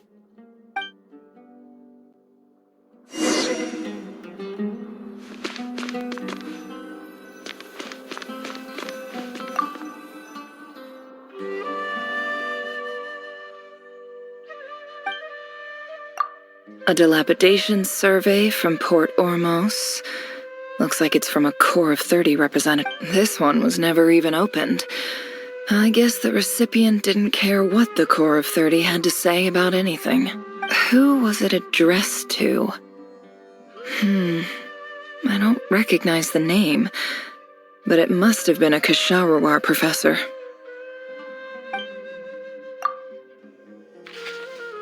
This one is addressed to the Immorta Sage. The title is Changes Observed in Satyavada Life Symptoms. Why do all these letters read like full-blown dissertations? Guided by the incense, we became lost somewhere in the forest. All the barriers between levels of consciousness disappeared. As in clinical terms, these symptoms fit the description of incense poisoning. The Immorta Darshan strictly prohibits the use of hallucinogenic substances, but I believe there are still people getting away with it. For example, my neighbor who always breaks out into song and dance after using incense. This seems like something the academia would want to know about. Why wasn't it collected? Wait, what's this written on the back? It's so small. The note says, the sender authored this letter while under the influence of mushrooms. I would send it back, but no return address was provided. Stamped by the Grand Conservator of the House of Dana.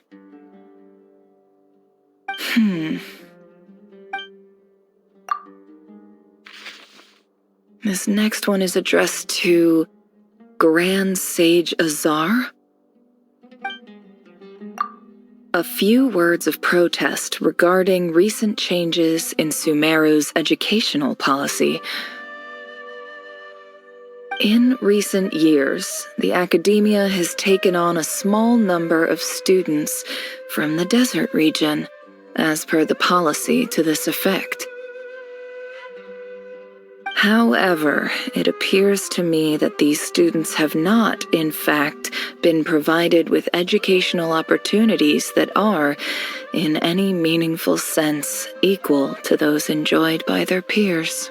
As well as receiving dumbed-down assignments and perfunctory tutoring, education is the fundamental purpose of this institution, which should go without saying in a nation whose founding virtues are knowledge and wisdom.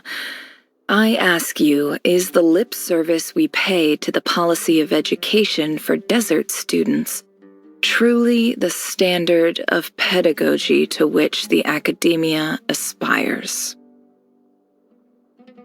As Grand Sage, policy decisions are your prerogative, but do not forget your roots. You and I were once students too, as was everyone else in this institution. I do hope you will give some serious attention to this matter. I encourage you to discuss issues like this with myself and others, and listen to some alternative opinions. Great letter. Shame it didn't get to where it needed to go. And the sender is... Huh? Sage Cyrus of Spontamod. I didn't realize anyone else even knew how bad students like me have it in this place. So this is where letters from the Sage of Spontamod end up? Nice one, Grand Sage. Really enlightened leadership. Whatever. This isn't what I came here for. Moving on. I'm not exactly holding out hope that a letter sent from the desert would even make it here. But if it did, where else would it end up if not in this box? I can't believe how much discarded mail there is. Must have been years since someone last went through it all. And this is just one box. The whole house of Dana is boxes on shelves. I don't believe for 1 second that any human being has sat down and... Wait, could this be it?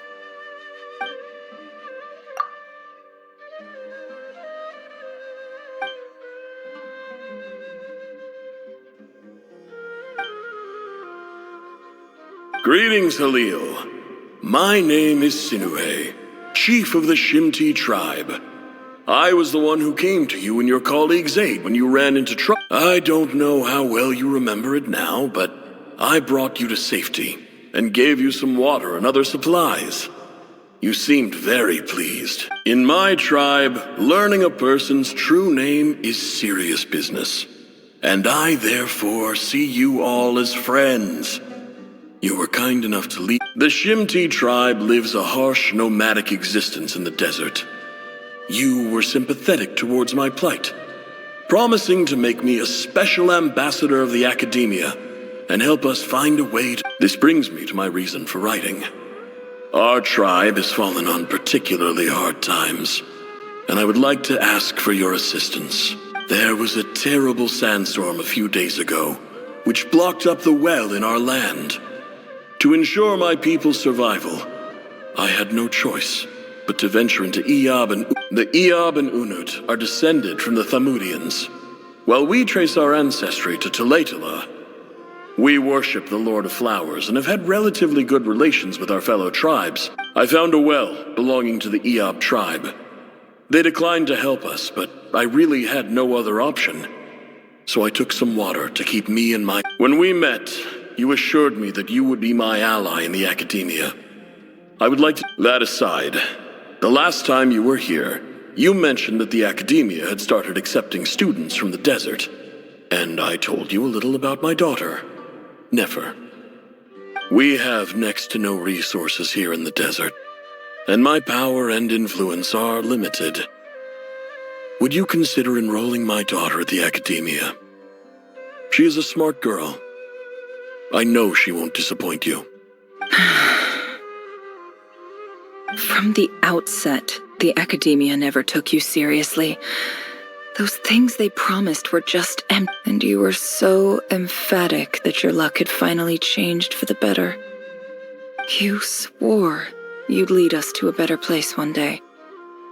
You spoke with such conviction, like you were the most powerful chief in the whole desert. You liar. You lied about everything. You promised the world and delivered on none of it. And who fell for it? Just me, by the looks of it. Despite your best efforts. Which makes you a pathetic liar. You weren't even any good at it. I think I'll take over from here. Let me show you how it's done.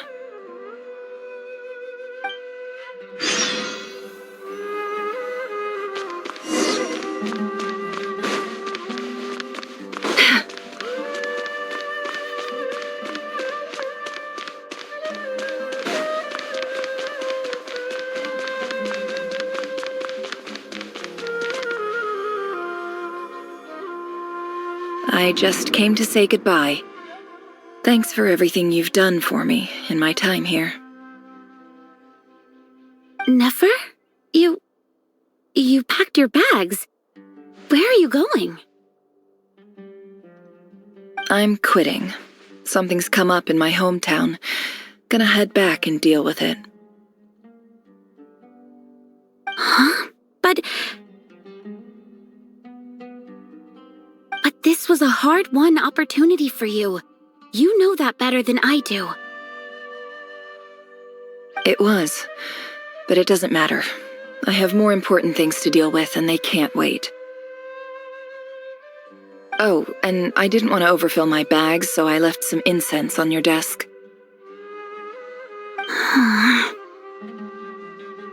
What's wrong? I thought you liked incense. Although, I did read somewhere in the House of Dana that it has hallucinogenic effects. Don't use it all at once, all right? Isn't this the stuff you brought from your hometown? You're just letting me have it? But you said it's a rare and valuable commodity. Yeah, about that. I lied. It's not rare at all. There's this bunch of ruins near my hometown that are practically overgrown with this plant. It's not worth much. Keep it, it's fine. But Nefer...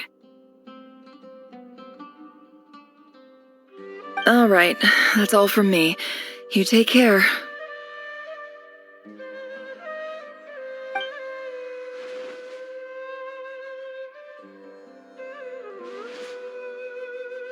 Don't forget me, okay? I mean, we're more than just classmates, right? We're friends.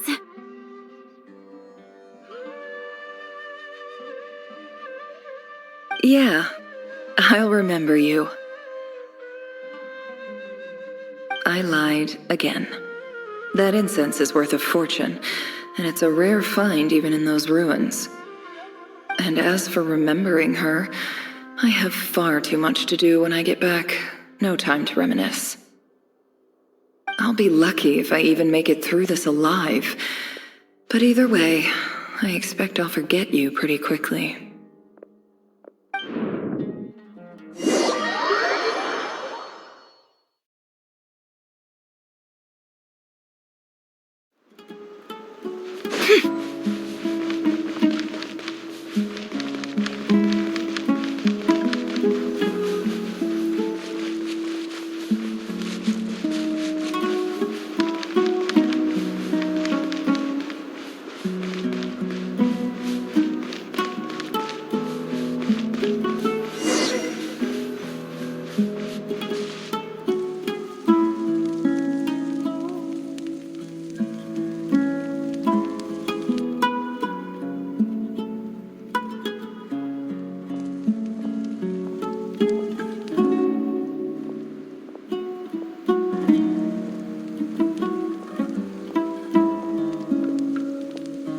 It's a pleasure to meet you, Mr. Arif. So, what does the Academia want? Since they've sent their special ambassador, I assume there's a big business deal to be made. If not, I'd be very disappointed. Please, sir, lower your blade. You're lucky I'm the one they sent. Not all special ambassadors share my admiration for the Iab people. The ever-shifting balance of power in the desert reduced the once great civilizations of this region to rubble and sand. But the story of the Iab has a very different trajectory. Huh. So, you do know who you're dealing with? This well is the perfect symbol of your strength, is it not? It used to belong to the Unut, but it looks like you have control over it now. You're not wrong. But I'm sure you didn't come all this way just to flatter us. Of course not. I came to bring you some very good news. Some information that recently came to light, which might just be your ticket to freedom. Records uncovered by the Vahumana Darshan show that a certain well currently under Iab control is built on top of some ancient ruins. These ruins are of great archaeological interest to the Academia. I checked the map carefully on my way over here, and I'm confident that this is the well in question. The Academia is offering 50 million mora in return for excavation rights. 50 million? No, wait. If these ruins are as important as you say, 50 million's a little low, don't you think? Don't get greedy, Iab. We know far more than you think. We know that you seized this well by force. Wasn't that the first step in your rise to power? To drive away the Unut and steal their water supply?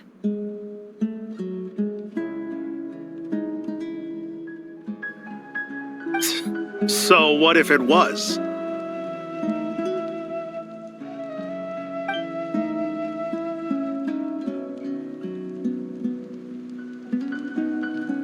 Don't worry.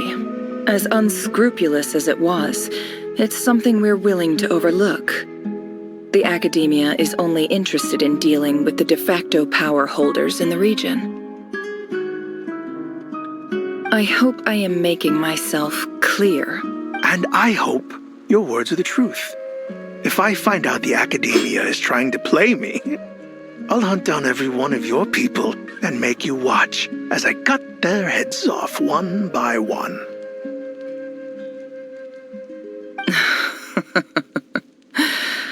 I assure you, Chief, that would not be in your long-term interests. You don't want to make an enemy of the Academia. You see how I'm dressed, don't you? I appreciate that you've never been to the rainforest, but surely even you recognize an ambassador's attire when you see it. And what does a barbarian like you have to lose anyway? You really think the Sumeru Academia would bother to come all this way just to lie to you? We have more important things to worry about. All right, I take your point. In that case, we have a deal. We will sell you the excavation rights. I'd like to thank you, Ambassador. This is good news indeed. Excellent news. In fact, Gladly. I am partial to, so let's indulge in a few drinks together.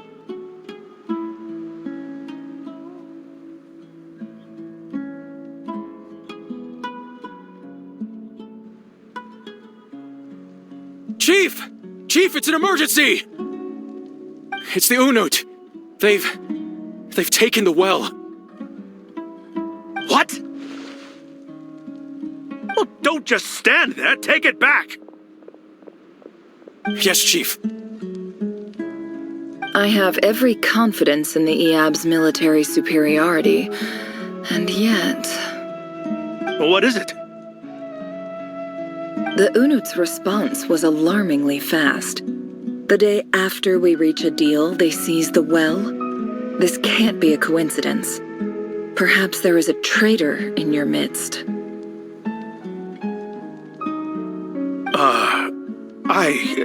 I don't think so. I am obliged to remind you, Chief, that the Academia will only deal with the de facto power holders.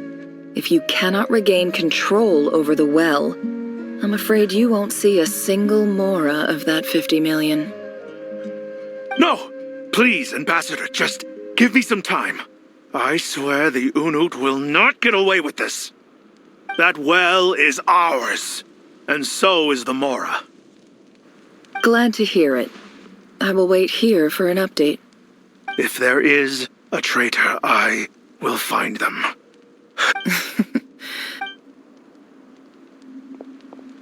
Wow. All it took was a few words and... So, in summary, Ambassador, the Academia would rather negotiate with our tribe. The Eab are ruthless murderers who don't listen to reason. So let me ask you, Chief. Kill them all. Precisely. The Academia does not tolerate. At the same time, We have our own rules out here. Right. We can't confront them ourselves, but we can support their enemies. The natural allies. Weren't the Eab your allies once? You were quick to send them after us to protect your interests back when we stole that water. And let me be clear. The Academia wishes to collect— Say no more. Good. Then I suggest you get to— You see, Dad? Lying is easy when you know how. People will believe.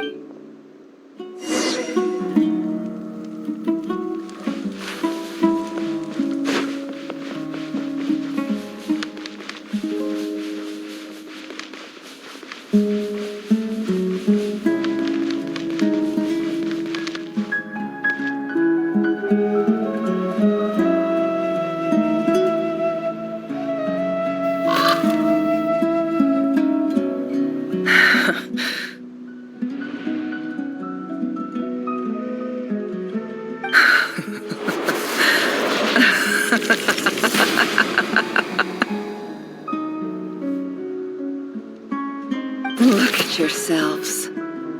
You may be vile, savage monsters, but your butchered bodies bleed like any others.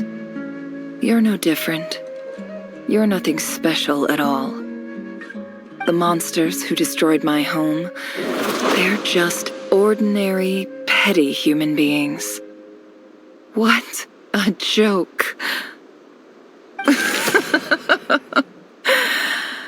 I think we're even now. Maybe I've even done the desert a favor. It's a better place without all these people around. Oh, Sinuhe, my gullible fool of a father. Perhaps if you'd been as ruthless as I was today, our tribespeople would still be alive. In this dog-eat-dog world, a chief needs to be tough to survive. But you couldn't do what had to be done. So I did it for you. Nefer, it's okay. All of this— I believe I remember you promising to remain silent. Yeah, but even so.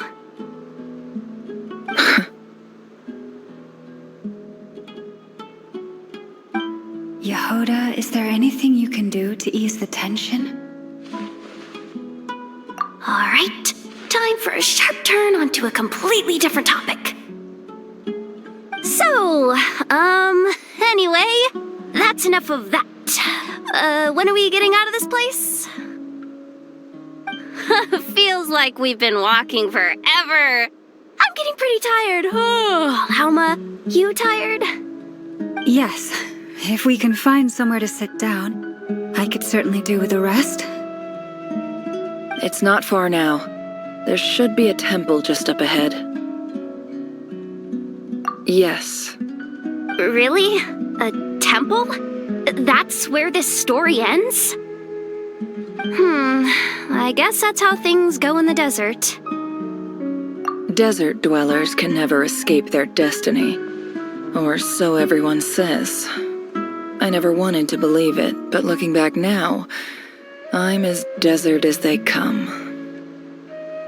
You mentioned a temple.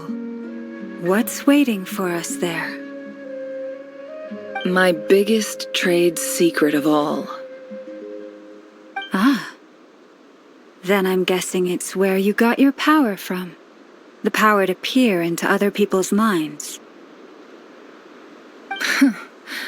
I didn't know you were clued up on any other religions. I'm no expert in the history of Sumeru, but since you come from the desert, I would imagine it has something to do with King Det. Sounds impressive.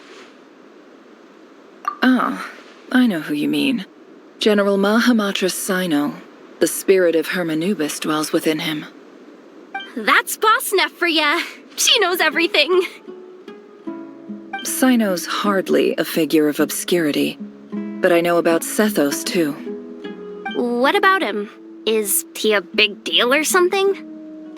Well, he's not a small deal, let's put it that way. Please, this is the bare bone basics. Save the flattery. Thanks for your patience, everyone. I'm sure it's been a lot to take in. With any luck, that's our exit just up.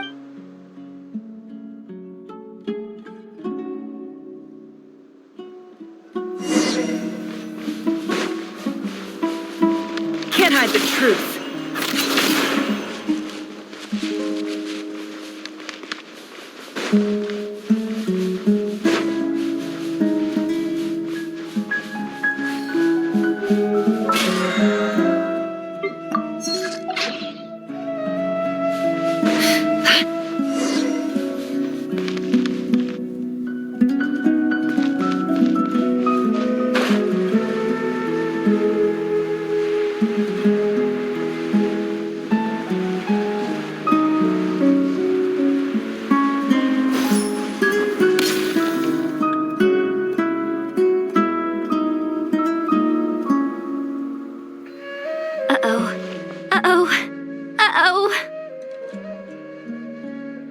I'm totally out of my depth here. I don't have anything to add about any of this stuff. Like, look at that statue, for instance.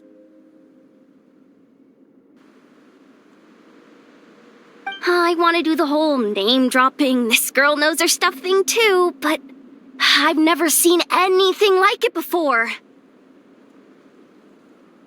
A statue with the head of a bird. That's Thoth, the Ibis King, one of the 7 pillars of King Deshret. The legends say that he, the Crocodile King, and the Goat King were the 3 retainers of King Deshret. Let's take a look.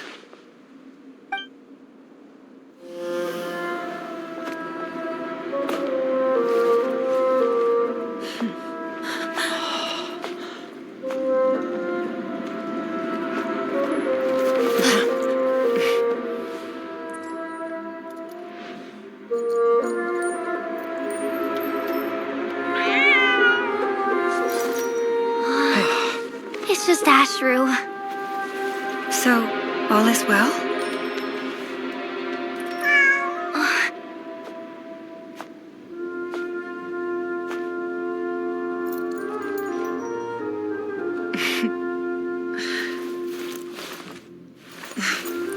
Typically speaking, at this point, the world disintegrates. Then we find ourselves back in the outside world. Besides, these are my memories. There's nothing to fear. You're sure? Of course. It's almost over.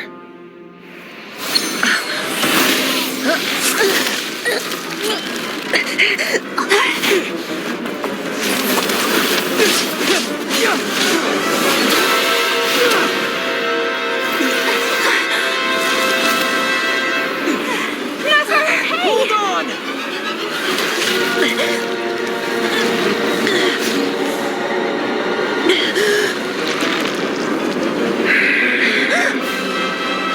Knowing too much is always a death sentence.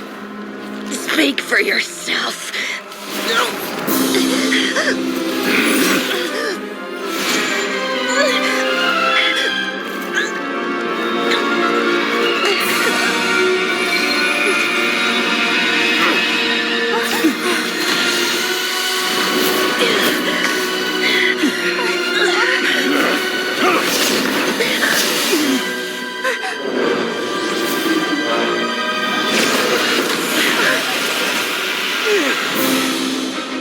How repulsive.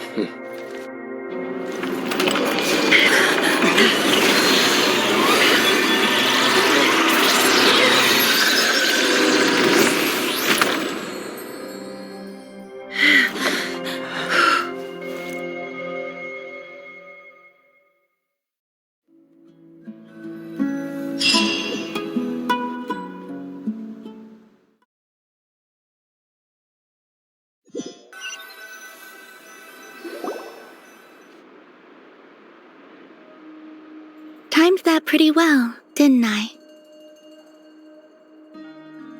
It's okay. I'm just glad no one was hurt. Paimon noticed you doing something too, Dainsleif. Were you helping get them out? Of course. When I asked Nefer to conduct this investigation, I was not naive to the dangers involved. I had a duty to ensure your safety. Good to know your sense of justice is still intact after all these years. I take that to mean that you saw the truth. That comes as a great relief. I certainly did. And thanks to your help, I also managed to trap Rerir inside the chess set. Whoa, really? How'd you manage that? Well, to be honest, I sensed that something was wrong long before we made it to the temple. By using this fragment to probe into Rerir's past, well, the monster formerly known as Rerir, it seems I alerted him. I was tracking him, then he caught on and started tracking me too. Can't say I'm surprised. But how did he track you through your thoughts alone? That shouldn't be possible.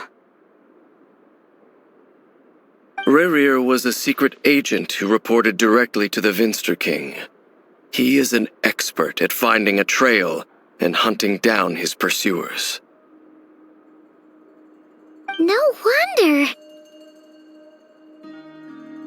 He infiltrated the chess set, read my thoughts, and built a new virtual chess set inside of it. That's why we weren't able to leave at first.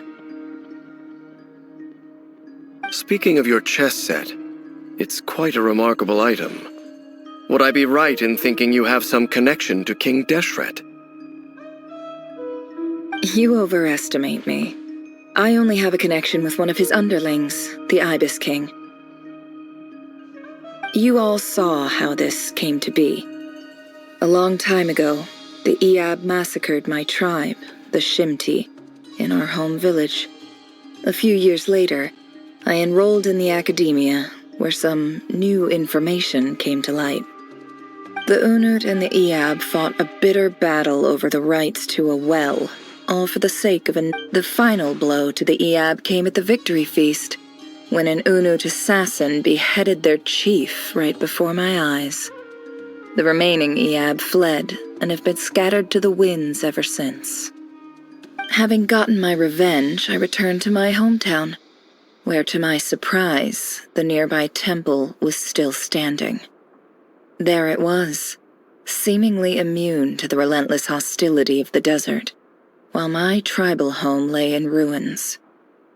As I stood there gazing at the temple, I noticed a cat just outside. This cat, as it turned out, was home to the spirit of the Ibis King. He led me to a gate deep inside the temple, and there he made a deal with me. This chess set is my gift from the Ibis King. The chessboard within is made to the same specifications as the one in the mausoleum of King Deshret, and represents his power of piercing analysis. With this chessboard in its container, I gained a certain ability to perceive hidden secrets. Now, you could conclude that the Ibis King simply wanted to give the people of this world the power to seek the truth, but I don't believe that's the full story. Every god plays favorites. Their hearts are as fickle as any human's, full of secrets, perversions, egotistical tendencies. But precious few gods are willing to admit this. It is the same with all powerful forces, including fate itself. Their gaze falls preferentially upon a select few. As you rightly point out, this is an act of favoritism. If you're alluding to the Abyss, then yes, I agree. Gather the others. It's time to share everything I've learned.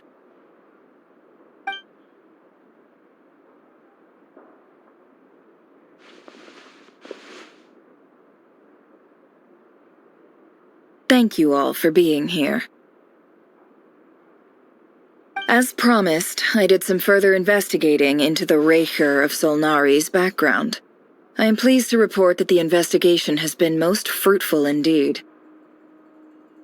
The Raker of Solnari, real name Rerir, was once a Conrian subject who served the Vinster King. I will now share the important details of his story.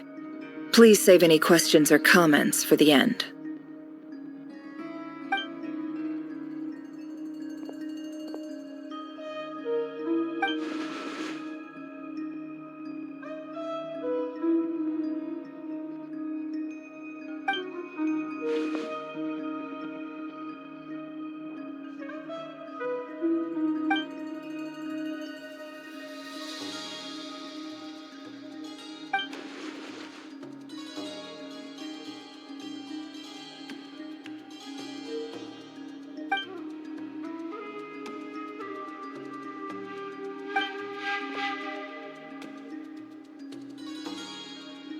So that's why he's so obsessed with the moon. A tragic tale, to be sure. But it does not excuse his many transgressions. No matter how much Rerir suffered in the past, the fact remains that he is what we know today as the Wild Hunt, wreaking havoc upon innocent lives in Notcry. He becomes more dangerous with each passing day. If left unchecked, it is simply a matter of time before all of Tevat suffers the consequences. This is a threat that the Knights of Favonius cannot ignore. A question for Miss Columbina. Forgive me if this is presumptuous, but have you ever seen the spatial gateway that appeared in Rerir's memory? Never. But I have heard stories of something called the Moon Gate, and this seems to fit the description. Miss Lama, any thoughts on this? In the lore of the Frost Moon Scions, the moon is believed to hold many secrets. Some sources speak of ancient knowledge, others of a gateway to the unknown. The term Moon Gate is one I have heard before, but as is the case with all of our legends, there are no records of any first-hand witnesses. We cannot know whether it truly exists. Then back to Miss Columbina. As a moon goddess yourself, do you have some idea of where the Moon Gate leads to? Not at this stage, sorry. I do hold the power of the Frost Moon, and my strength is recovering well. I can sense that the gate would open at my command, but... But there's more to the power of the Frost Moon than that? Yes. A moon goddess has the right to open the Moon Gate, since it is a path to the moon. But as never mentioned, holding open a spatial gateway takes a huge amount of power. And right now, I need to conserve my energy to fight the Raker of Solnari. I'm afraid this is one mystery we may have to leave unsolved for now.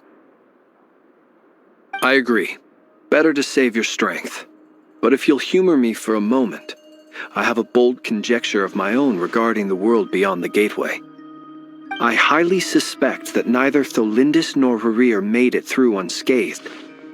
The evidence pointing to this is the fact that the Raker of Solnari exists in the form of countless fragments. With the abyssal power he wields, no ordinary foe can touch him, let alone tear him to shreds. And yet, the Wild Hunt proliferates wherever his scattered fragments lie, drawing hordes of monsters to many different locations across the land. So your theory is that Rerir was physically torn to shreds by some powerful force? Hence, why the Wild Hunt is a distributed phenomenon, rather than a unified one? Makes sense to me. Explains why the Wild Hunt is so pervasive, and why he's been trying to piece himself back together. He was whole to begin with, and he wants to be whole again. Without the power of the Abyss on his side, he almost certainly would have perished the moment he was torn apart. But the Abyss, much like a curse, has kept him alive. I could not agree more. The power of the Abyss is most surely a curse. It is a compelling explanation, and one that accords with my present understanding of Abyss creatures. Whether the life form in question is primitive or advanced, if a curse has extended its lifespan unnaturally, it will continue to survive in spite of everything. This raises some interesting questions. I will run some experiments and see if there is any validity to my suspicions. That being said, regardless of whether my research bears fruit, I would like to thank Miss Nefer for conducting such a thorough investigation. Already, it has greatly enriched my understanding of the entity we face. My pleasure, Mr. Albedo. I too hope that the information I have shared today proves useful as we look to formulate the next stage of our plan. Hey! What is it, Dainsleif? You look really upset!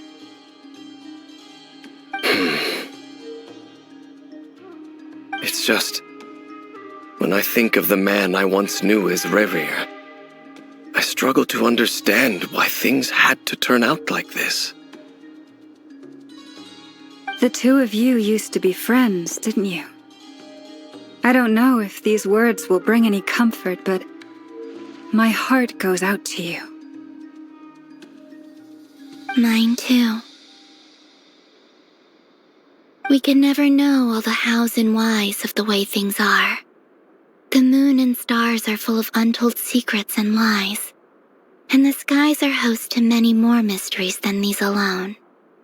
Yet, none of that can begin to compare with the complexity of human life.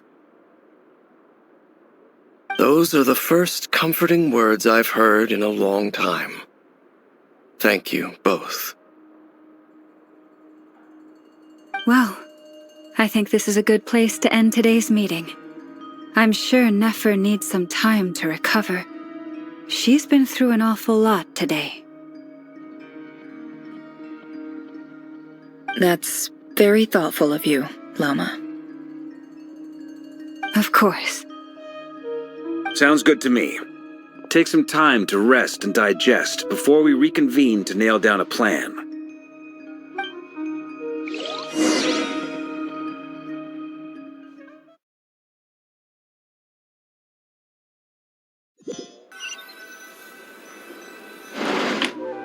Hey, is this a bad time? Hope I didn't kill the conversation. No need. Come on, let's talk outside.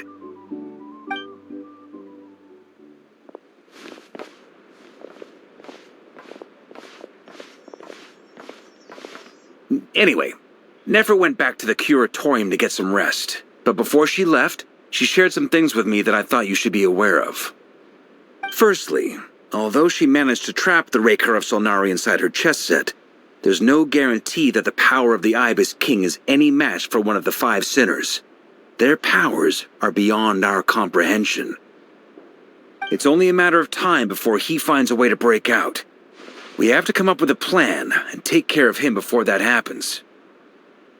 Honestly, my mom figured that might be the case. So, how long have we got? Well, I asked her that same question. She talked for a long time, but for the most part, it seemed like she was trying to convince me how precious her chess set is. What a long and storied history it has.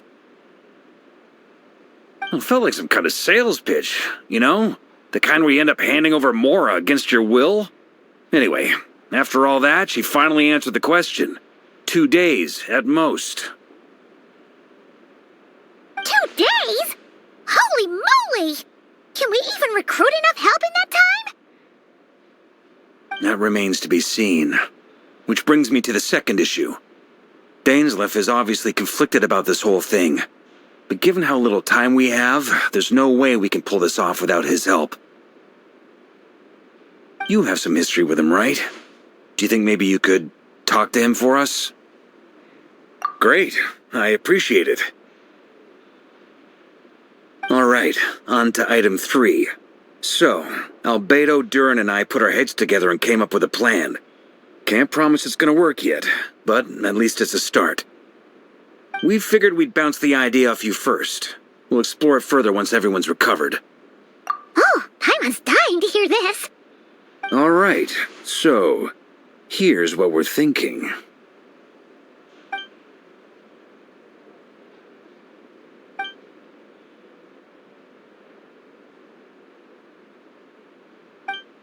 We felt a little uneasy about roping you into this. I mean, firstly, you're not locals, and secondly, none of us are your boss.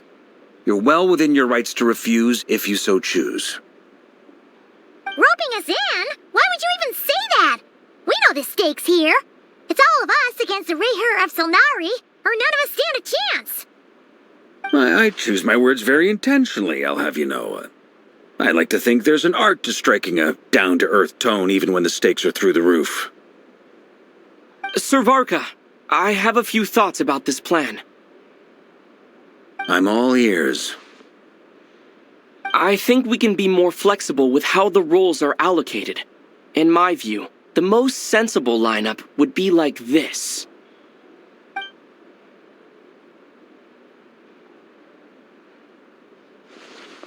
I see your point, yeah. But if that's how we're going to approach this, you'd better make sure you're ready. To be clear, I don't doubt your abilities. Far from it. I just want to make sure. Are you really willing to take all this on? I want to do everything within my power. The Rayher of Solnari is a truly fearsome opponent, and if I do my part, it'll greatly reduce the risk for everyone else involved. Well, that tracks with what I've heard. Jean's mentioned in her letters that you're so diligent it's almost abnormal. As in, most people weigh up the risks and rewards in situations like this. But you seem to just march towards danger without a moment's hesitation. Of course, everyone appreciates a fearless pioneer. But all that aside, I'm the Grand Master of the Knights of Favonius, and you're our honorary knight. I want to make sure your courage doesn't come at the expense of your safety. Thank you, Sir Varka. Well, I should be the one thanking you. It means a lot to have you on board. I'll give some serious thought to your suggestions.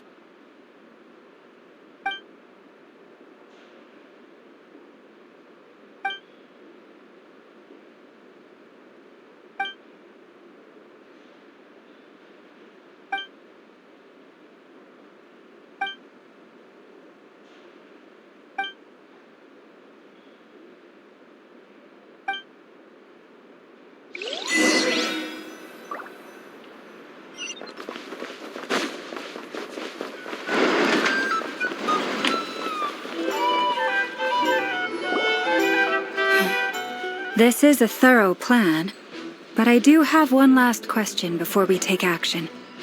How can we be sure that our enemy won't leave the designated area? Great question. Albedo's been hard at work analyzing Rayher and the Wild Hunt's behavioral patterns. His conclusions are as follows. Firstly, from the earliest known confrontation until now, Rayher has never displayed any ability to manipulate the dimension of space. So it's unlikely he has any power in that domain. Secondly, he seems to have a particularly strong vendetta against our group. If we put him in a fight-or-flight situation, he'll choose to fight every time. Thirdly, finally, and most importantly, he is consumed by hatred, both for the moon and for his enemies. Turns out, we tick both of those boxes. We have a reincarnated moon in our ranks, and a spy who accessed his private memories without permission. He'll be baying for blood, not looking to escape. As someone who's had their fair share of interactions with the Wild Hunt, those all seem like valid observations to me.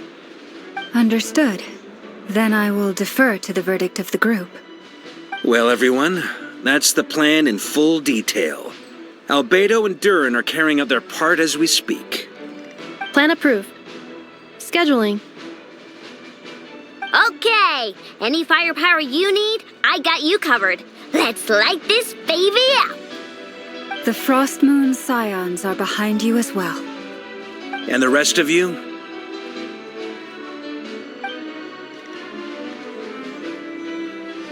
No objections? All right, then it's settled. This is the plan we're going with. Next up, an old tradition of mine. Anyone who wants to back out, now's your chance. Wait, we can still back out of this? Everyone says things they regret, right? I don't want anyone feeling trapped because their mouth said yes before their brain had time to think things through. A very people-first approach. I hear that's common practice in the Knights of Favonius. Heh. Who'd you hear it from? D-Luke? Shh. We don't use people's real names at work.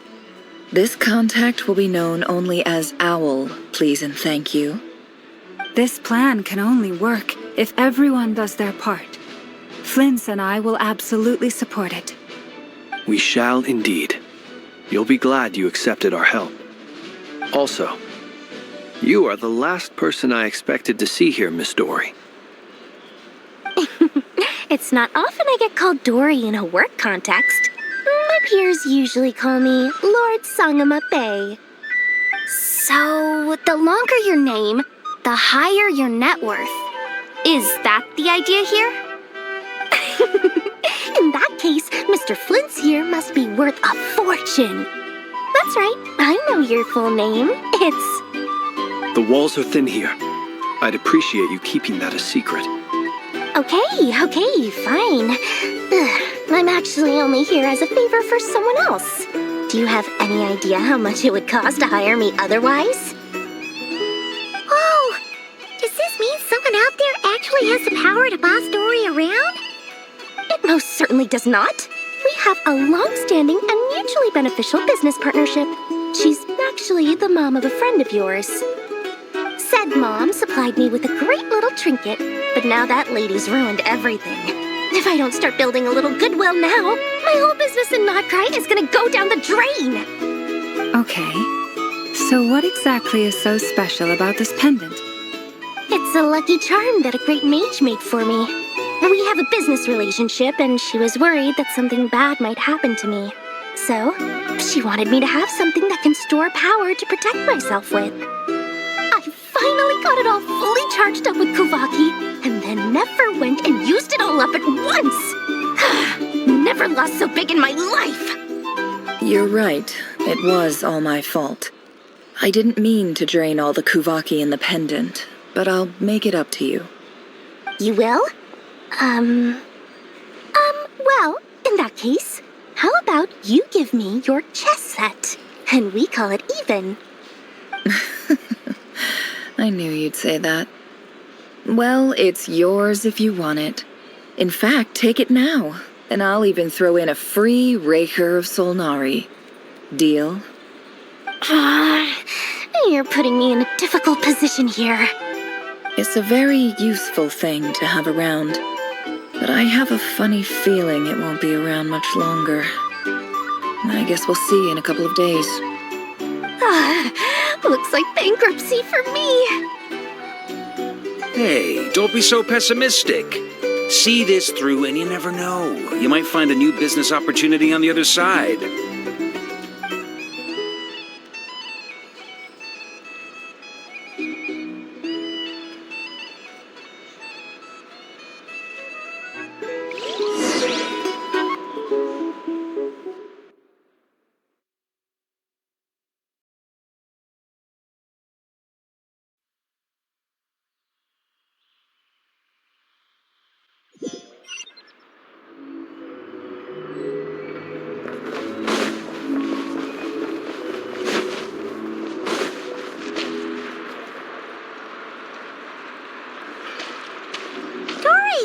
How are things going? Feeling ready? Oh, I was born ready. We only have 2 days. You think Lord Sangama Bay would let an opportunity like this slip by? Don't forget, when something's in high demand, the people with the goods on hand get to charge the highest price of all, even higher than the sellers taking advance orders. Ta-da! See? It's right here. Ah, it's so pretty. Did you make it? No, I have a supplier. We go way back, so he made me a very attractive offer. Aha! No wonder you were talking about Lucky Charms at the meeting. You've been getting Kaveh to make them for you. That's not the full story. It actually started a while back as a project between me and the Dendro Archon. Mage Alice once warned me that this world won't stay safe forever. There may come a day when everyone faces a great crisis. I passed this on to the Dendro Archon, and she secretly brought together a research team made up of Sumeru's top scholars to invent a technology that could keep people safe. I won't go into the details because it's all very complicated, but if you want to know more, you can ask the Dendro Archon about it sometime. Anyway, point being, it was the Dendro Archon who asked Kaveh to build this little contraption. As one of the top Kasharu War talents, he was the obvious choice. Took him long enough. He stressed over it for ages. Must have gone through at least a dozen designs before producing a final product. But that's Kaveh for you. Marak delivered it to me a couple of days ago, along with a letter from Kaveh. Could I ask why I'm sending this technology to you? And what's your proposed use case? Has it been approved by the relevant authorities? So nosy. My fault for sending him the research permit to begin with. Surely Nahida must have told him you were involved in this project. He was probably just nervous because you're always so secretive about your business. Could be. Anyway, I just replied, let's hope there never has to be a use case, because it would involve grave danger. Fair enough. But it sounds like he was just being cautious. He probably felt responsible as the one who made it. Or maybe he was asking as a favor for his housemate. He's done that before. Not sure why, though. His housemate doesn't seem to really care that much about this kind of stuff. Either way, all's well that ends well. I'm just glad to finally have my hands on the product. I wouldn't want to be without it, given the potential dangers that lie ahead. Huh? What does that look mean? Paimon's just super surprised. This must be the first time we've ever seen you actually get serious about something.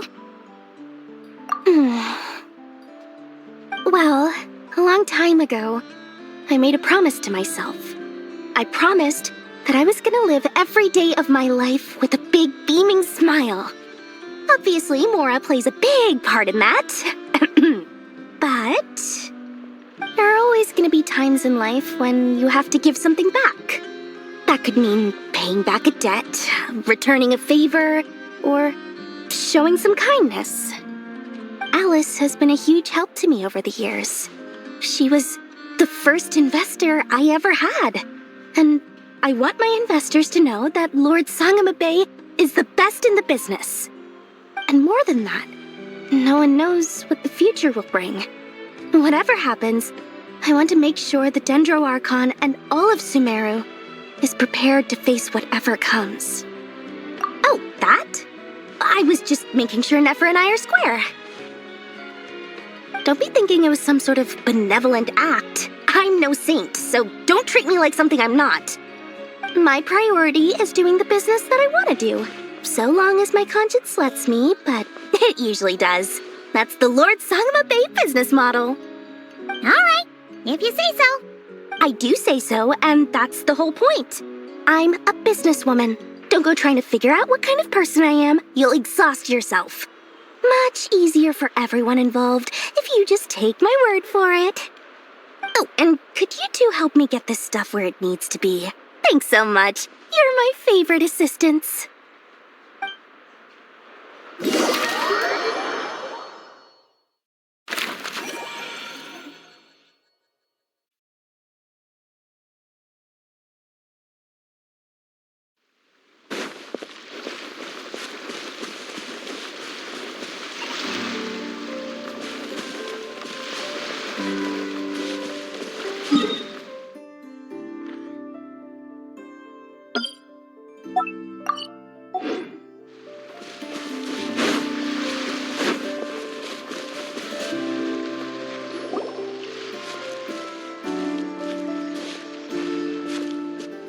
traveler, Paimon. It's good to see you. Everything going smoothly over here? Sort of. As you're probably aware, Varka, Durin, and I captured some abyssal creatures from the Wild Hunt. Per the plan, we dissected and analyzed some samples of these creatures. The process went very smoothly. The findings, however, come with some troubling implications.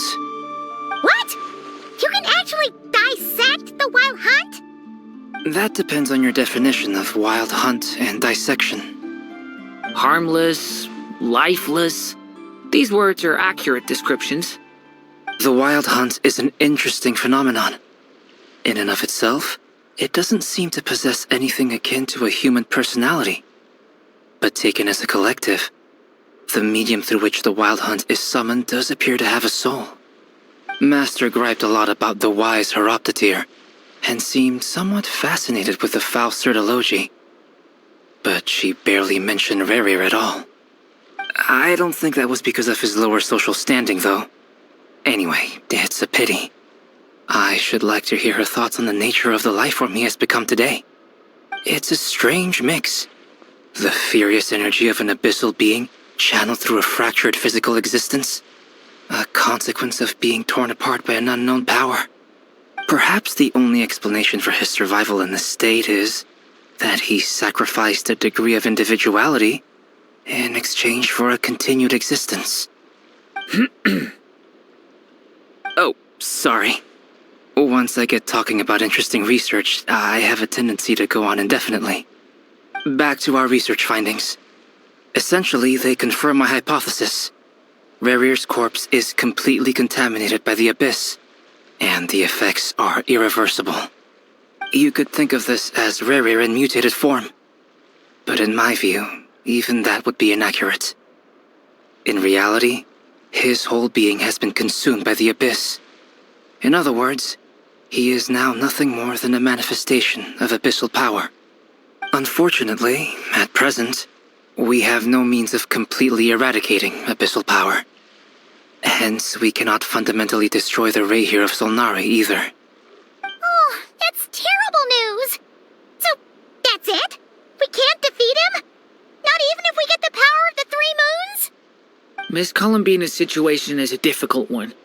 She can never achieve wholeness when the world does not accept her presence. It's as if her creator banished her to a place she can never be accepted. It means she spends most of her energy just on her own survival. Given the circumstances, it's only natural to despair. But we must see this plan through to the end. Time to kick off the backup plan. Oh, Paimon almost forgot! This is for you. Dory asked us to bring it. Ah, how wonderful. Well, thank you for making the trip. Durin and I will be heading off shortly. I'm sorry I won't be there to protect you in person this time. Please be careful. All right then.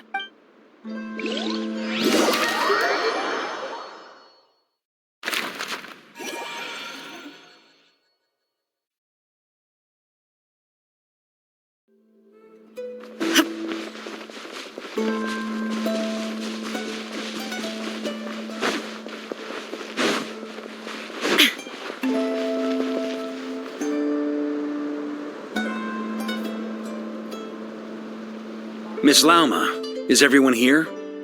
Yes. The fate of my flock is in your hands, Grandmaster Varka. Please keep them safe. My lady, what are you saying?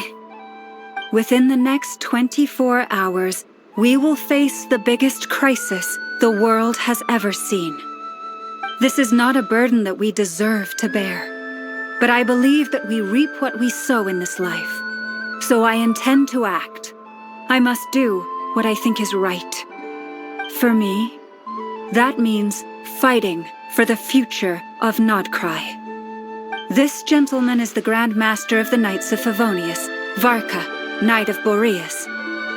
In my absence, please follow his lead. Hey, everyone. Guess I should introduce myself. Well, to start with, I know my way around a battlefield. Biggest strengths are honesty and hard-workingness. Anyway, point is, I don't intend to let Lauma down. I'm gonna do everything in my power to keep every last one of you safe and sound.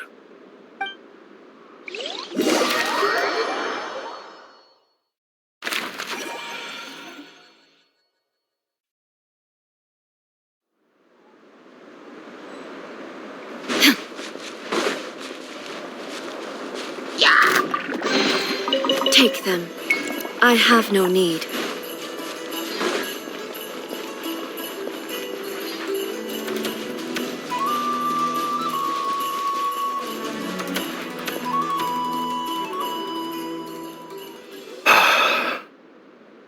Something on your mind?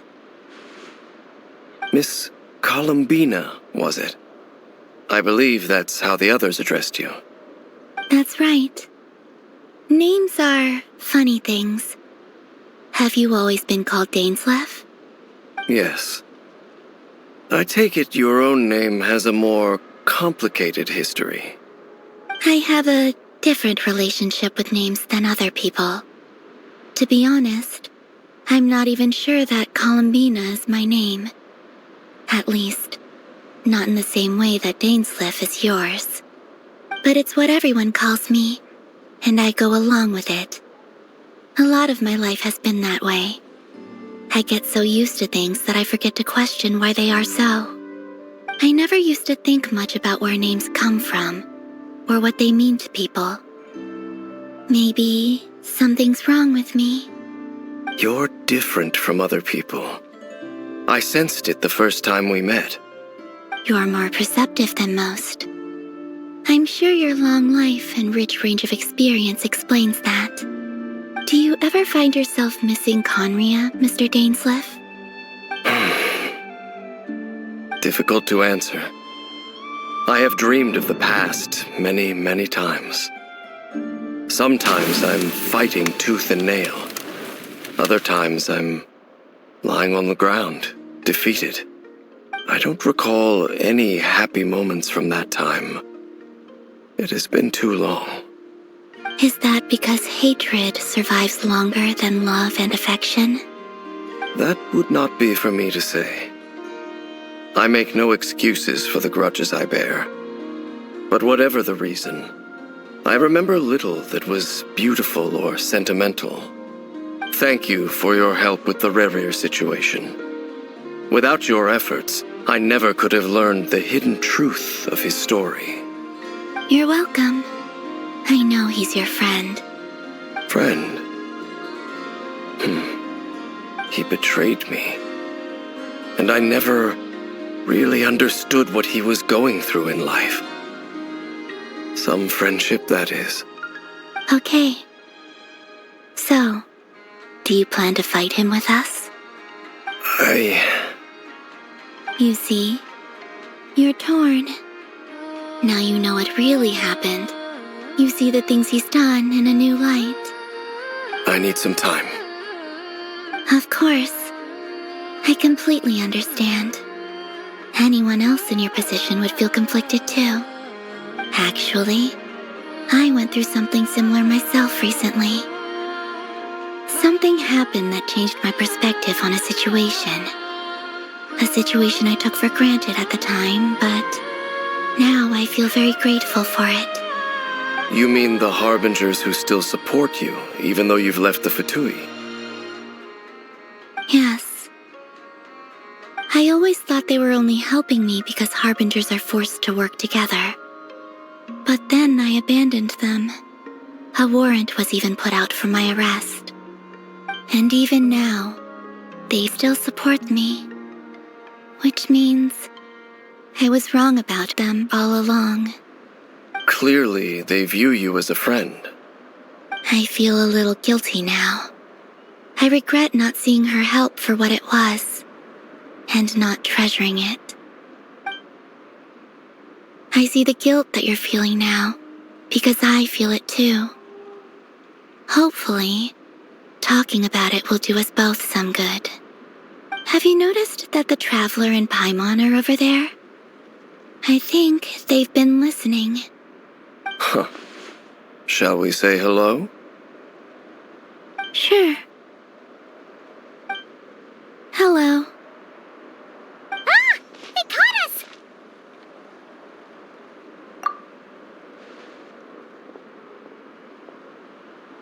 I apologize for making you worry. No doubt you wish to know where I stand on the plan to take down the Raker of Solnari. I'm afraid I need a little time, but I will seriously consider joining you. You will? Oh, thank you so much! Everyone will be so grateful to hear that! They needn't be.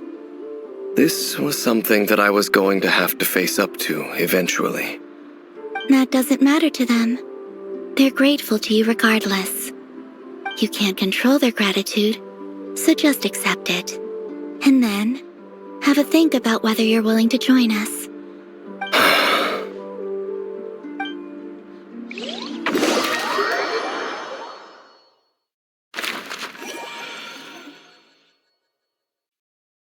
It's nearly showtime! Let's go rendezvous with the others. You know the place.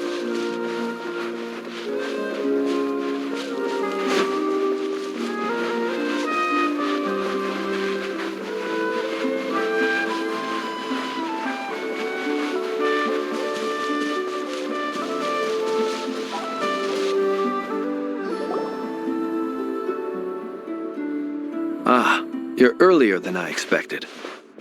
Hey, Flint's! Been waiting here long? Not too long.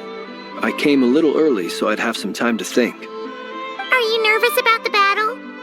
Quite the opposite. I'm reminiscing on my past battles. When I was awakened by the Radniki, I had not touched a weapon in many years. I felt like the battlefield was not where I belonged. But after waging war against the Wild Hunt for so long, I came to realize something. A life of absolute peace is simply not a possibility for me. My restless flame indicates that somewhere inside of me, there is a deep yearning to root out the evil in this world. Oh, that doesn't sound like such a bad thing. Well, in the past, when I was a Fae whose primary concern was hibernation, it was hardly ideal. But it certainly serves me well here in the present. And I am delighted to be able to join forces with you in this endeavor. Looks like I'm not the first to arrive. Ah, Miss Lauma. Did you sleep okay last night? I struggled to settle down at first, because of the nerves. But don't worry. I got enough sleep in the end. I'll be just fine. Please, I'm just doing my part. Never! Over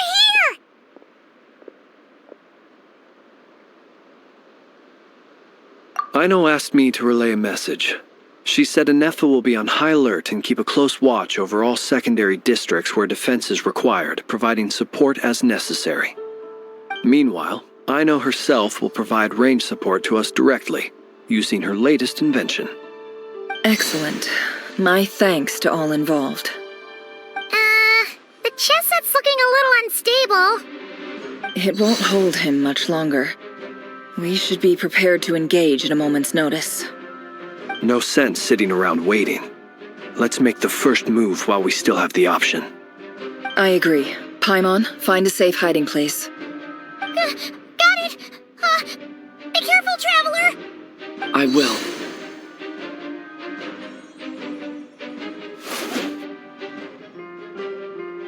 Everyone, take your positions as soon as the battle starts. Every ounce of strength we have in our bones, let us bring to this fight. Ready? Let's go. I've seen all your futile ploys before. You have become the authors of your own demise. I wouldn't be so sure about that. You are merely a moment of sport before I tear down the moon.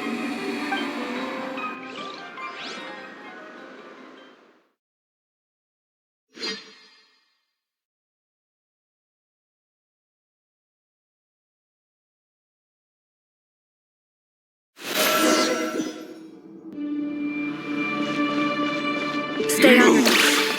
Let me help you guys. The moonlight raised Leave this place.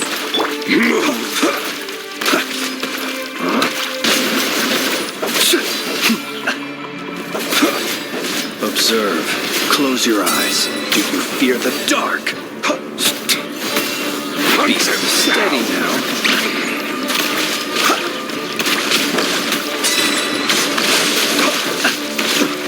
The moonlight betrays you. Water jet! Move. The It all adds moonlight up. Move. Seek within. A grave by the frost The moon. moonlight betrays you. Close your eyes. Keep your... Observe. Be silent.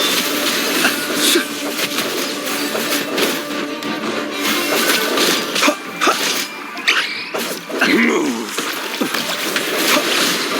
Beware the creatures of the night. Close your eyes. The moonlight betrays you. Be silent.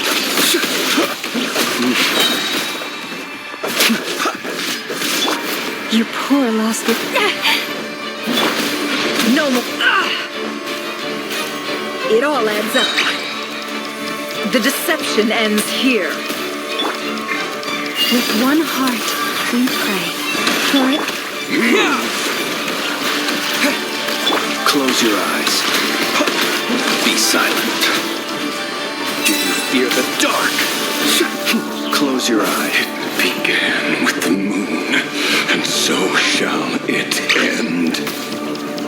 The moon will protect you. The moonlight.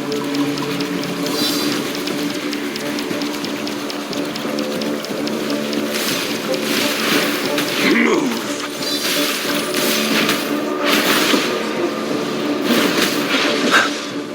Observe.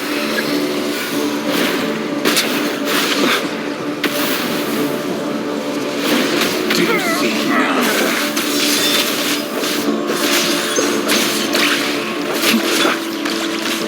From here, when will it be as you foretold?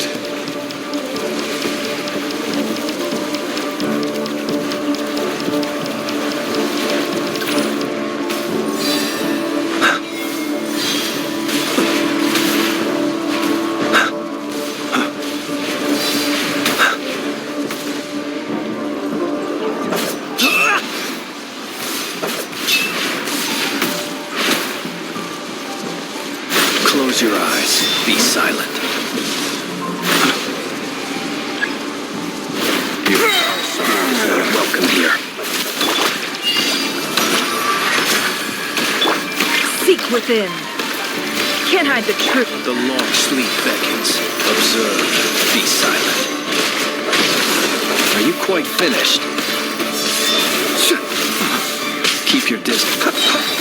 Observe. Futile. Bombs away! Water jet! Pathetic.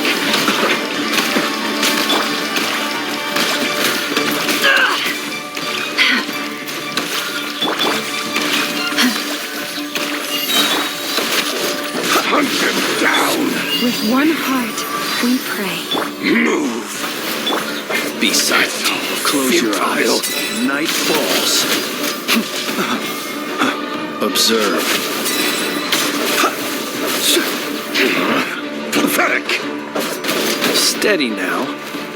The deception ends here. It all adds up.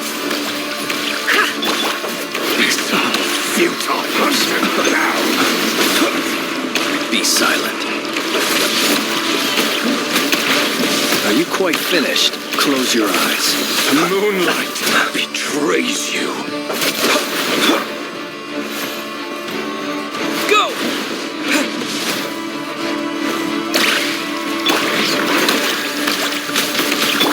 No more lies. Observe. Steady now. Hunt him down. Do you fear the dark? Observe.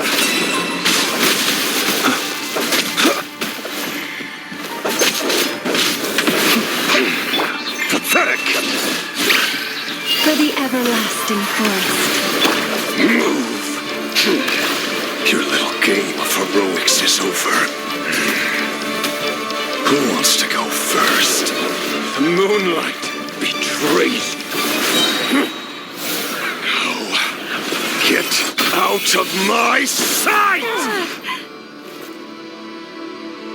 No! We've been separated! My grasp! You okay? Never! Where are the others? Stuck outside the barrier.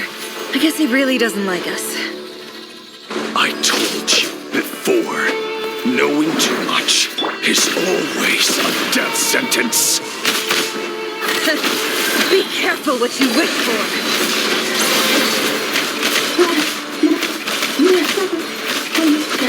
Lamma! Can you hear me? Silence. The voices are gone. But at least I know they're still there. I need to focus. Stick to the plan. Remember my most important task. Just keep stalling him. If I can stall him for long enough, the moment will come.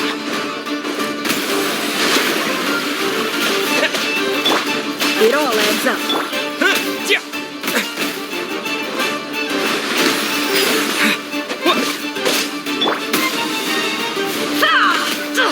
Absurd! Can't hide the truth. The mystery unravels.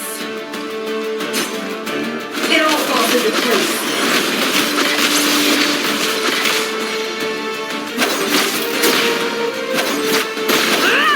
No more lies. Can't hide the truth. Wipe out!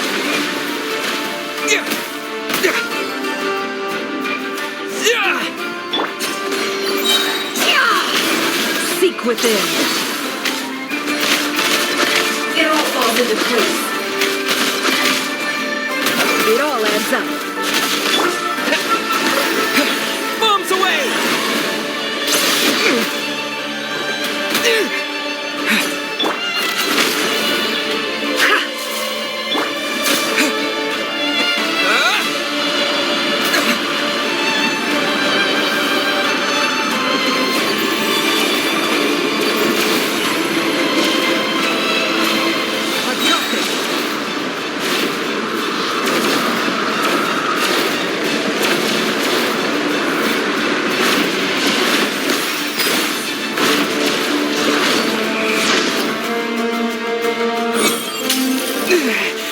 The shield's broken.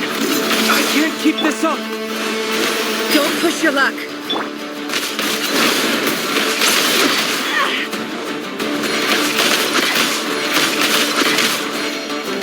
Can't hide the truth.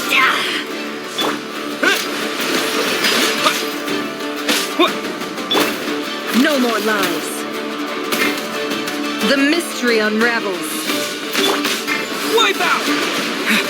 Water jet!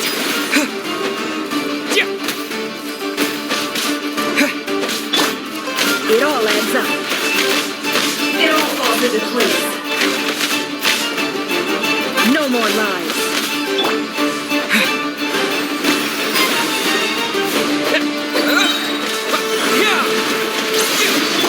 The deception ends here. It all falls into place. It all adds up. Water jet! Can't hide the truth.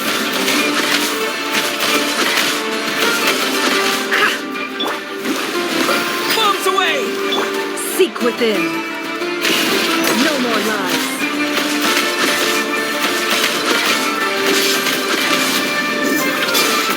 Can't hide the truth. Water jet!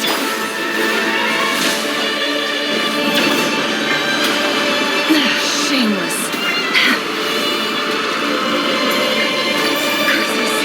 There's no other way.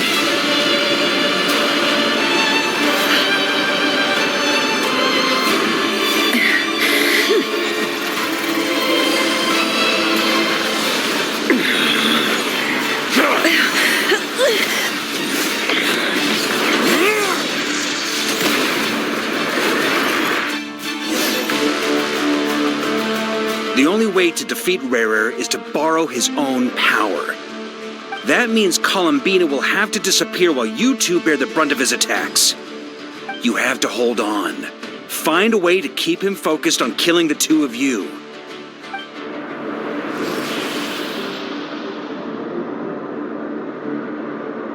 Never! Your eyes are bleeding! Soon you will be powerless to resist. And then, I will reduce you to dust. But that dust will plague your memories. Come on, keep holding on. Any other tricks up your sleeve? Let's see them. As entertaining as they are, you've backed yourself into a corner. You don't fool me. I see your fear clear as day. I have to stoke his rage, make him unleash everything. You fear what you could never defeat. You fear the thought of never being able to save your beloved. You cannot win the fight against fate, Rarir. Is that what you think? Well, now it's your turn to feel afraid!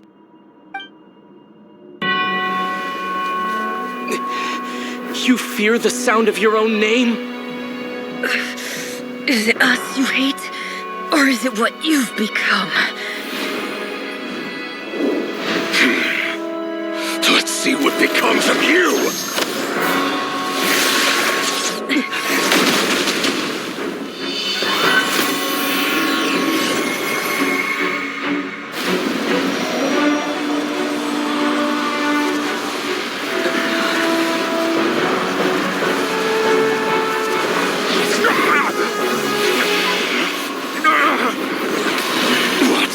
Happening? That power. I've seen it before.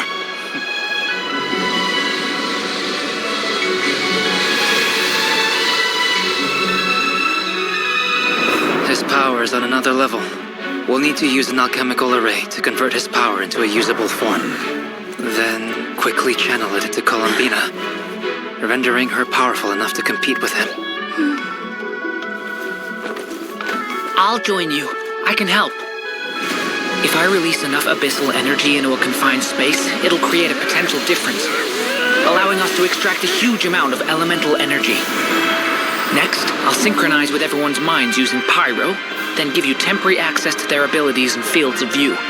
But it won't last long. Can you see? Well enough.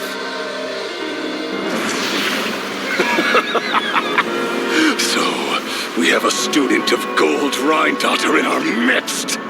How about that?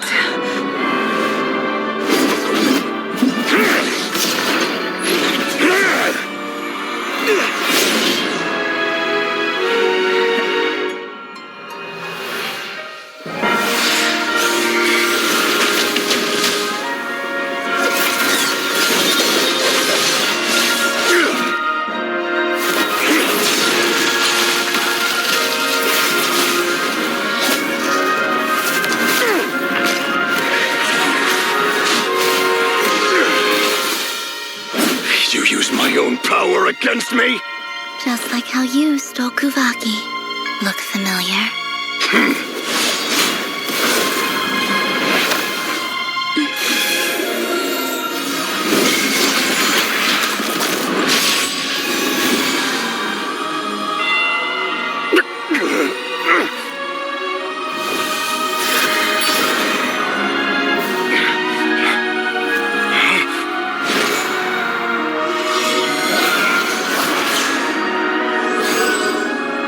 Don't you realize?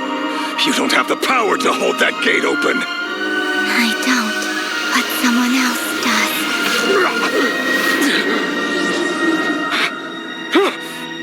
Goodbye, Rarir.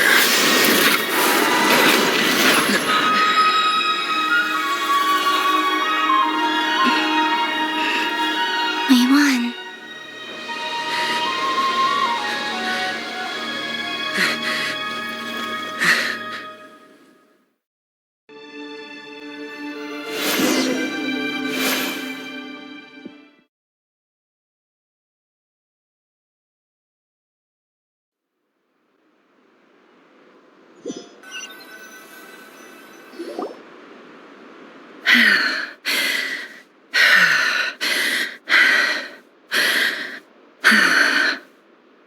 Nefer, how are your eyes?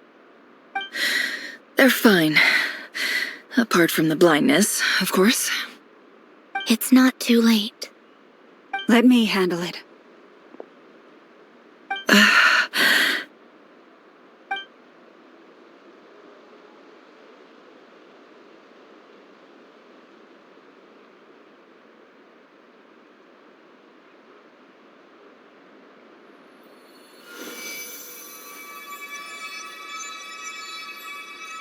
Miss Nefer, it's not like you to lose your composure. That was the most reckless thing I've ever seen you do. Reckless how? The situation was critical. Our lives were at stake. We had to do something. Even so. Okay. I guess you're right.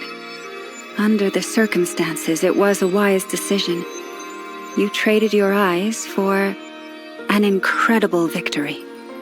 In business terms, I suppose that's a huge return on investment. I'd be hard-pressed to argue otherwise. Still, I don't like this outcome, and I don't want you to lose your sight for good. People suffer when they make sacrifices they shouldn't have to make, whether that means faith, strength, or in this case, your ability to even see. I had hoped you could win without sacrificing so much as a single hair on your head. Thank you. Really. All done. Don't try and open your eyes just yet. We'll see how you're doing in a couple of days. Until then, please follow your recovery plan to the letter. I'll send full details through Yehoda. For now, just get yourself home, relax, and rest. My dear friends, we have fought bravely and achieved a spectacular victory. A dark cloud has been lifted from the skies of Nodcry. All in this land will be grateful for what you have done. The moon will remember this day. Thank you both.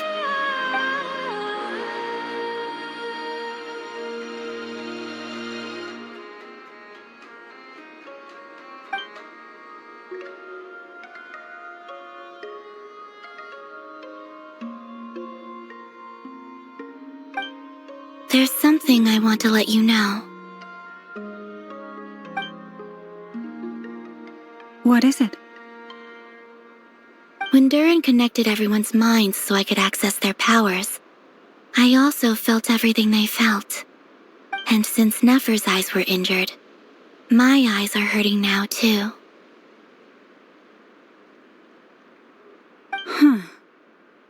Hold on. Let me try. I only feel the pain. There's no actual damage. I just thought I should tell you. You're right. There's no damage. That's a relief. But I must say, I'm surprised to hear the Kutar share something like this with me. In the past, you never used to open up about yourself. Things are a little different now from how they were. I'm learning to share how I truly feel with my friends. Friends? You have no idea how glad I am to hear that.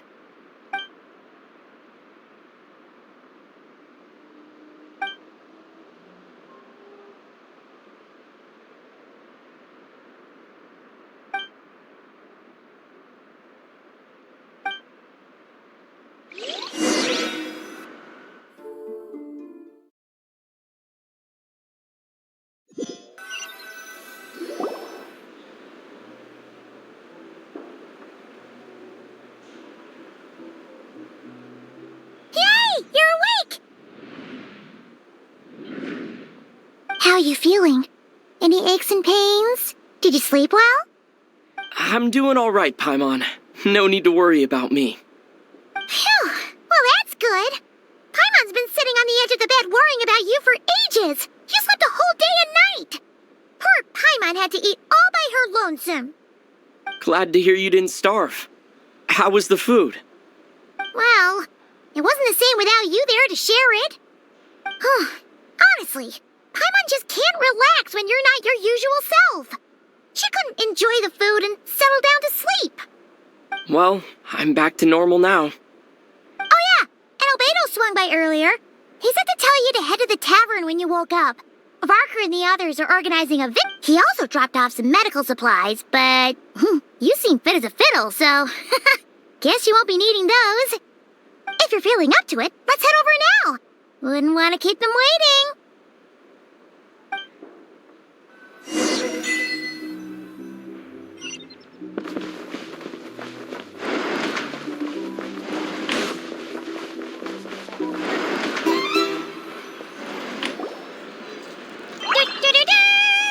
We're here! Oh, Traveler and Paimon! Perfect timing! We were literally just saying how there's no way we're holding this victory feast without you any longer, and we would have postponed it till tomorrow. How are you feeling today? Much better. Thanks. Don't worry about me. Relieved to hear it. If that changes, just let me know. Happy to check you over at any time. Yep, we're here for you. Anything you need, just let us know. Oh wait, where's Nefer? How are her eyes doing? Nefer's right over there. I'm sure she'd love to catch up with you.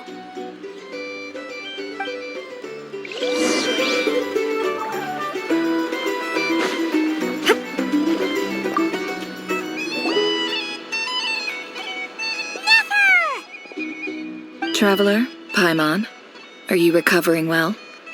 Turns out that moon chanter has some real talent after all.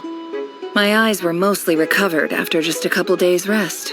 I can actually open them again now. Yeah, but you gotta be careful. Lauma says not to strain your eyes while they're still healing. Yes, thank you. I'm well aware. Yehoda, could I borrow you for a moment? I could do with an extra pair of hands. Oh, sure. Coming. Did you hear that? I gotta go help Lauma for a second. You guys chat among yourselves. I'll grab us some drinks on the way back. Paimon, you still like 'em sweet? Paimon's earned it. Sure thing.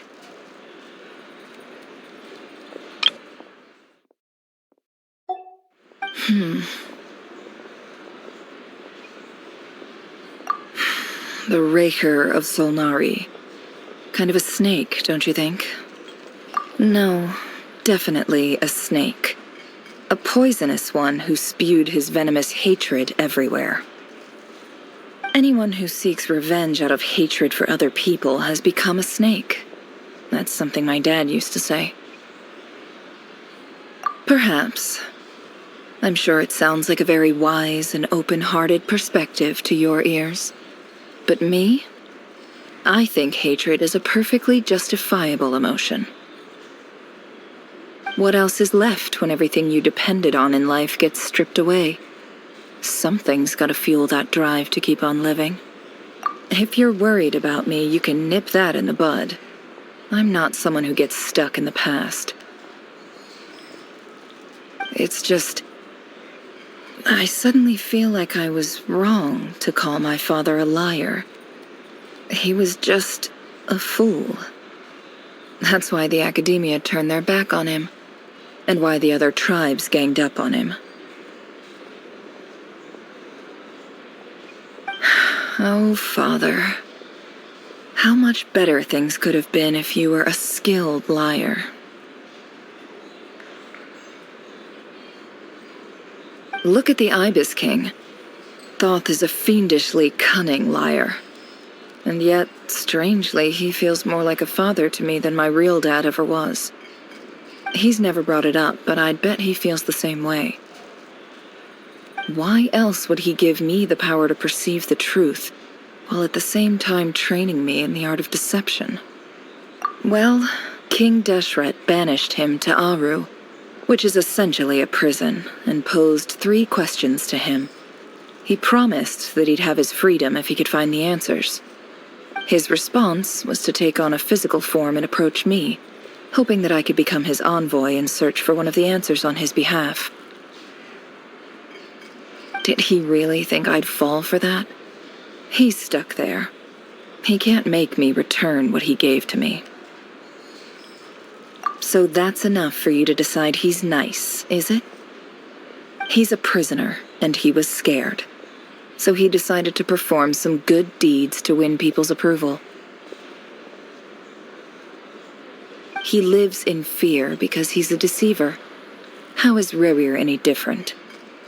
You can't work as a spy your whole life and expect a happy ending.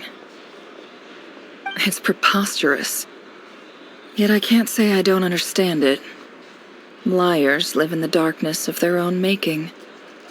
They say that a liar's soul is the most worthless thing in the world.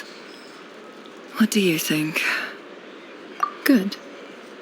If you understand that, it means you're smart, and you see things objectively. If you ask me, the soul of a liar really is worth nothing, because all they care about is themselves. For example, when something good falls into my lap, I don't go sharing the news around. Stops other people trying to steal it from me.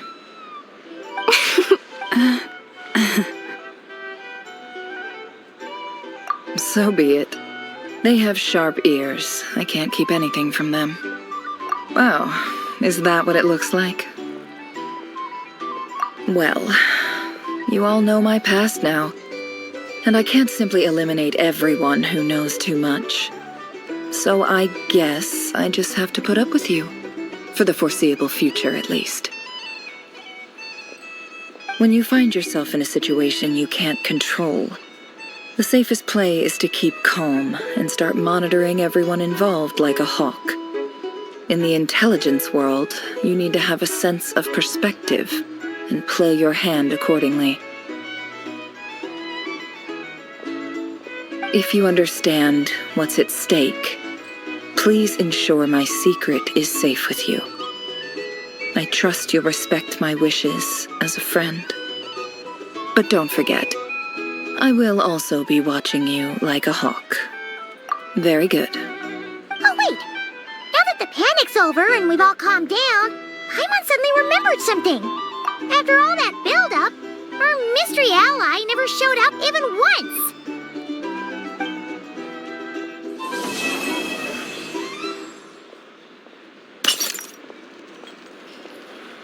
Huh? Am I imagining things?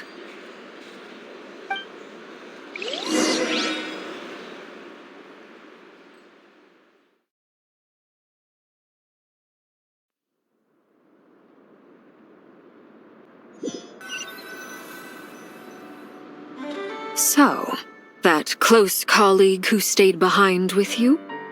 What's he been up to recently? Don't know, don't care.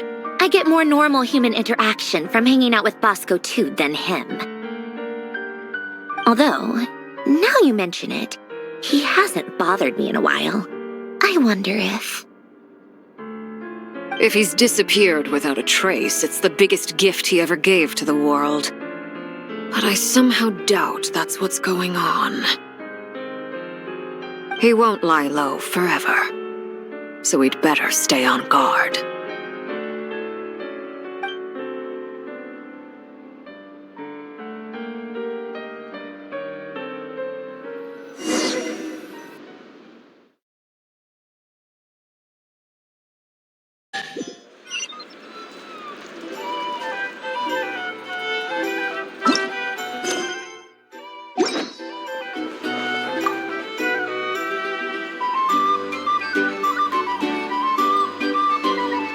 Ah, Lord Sangama Bay.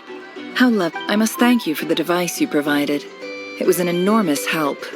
Would I be right in thinking that it was developed by the Academia? Why come and ask me when you clearly know already? I mostly came to thank you.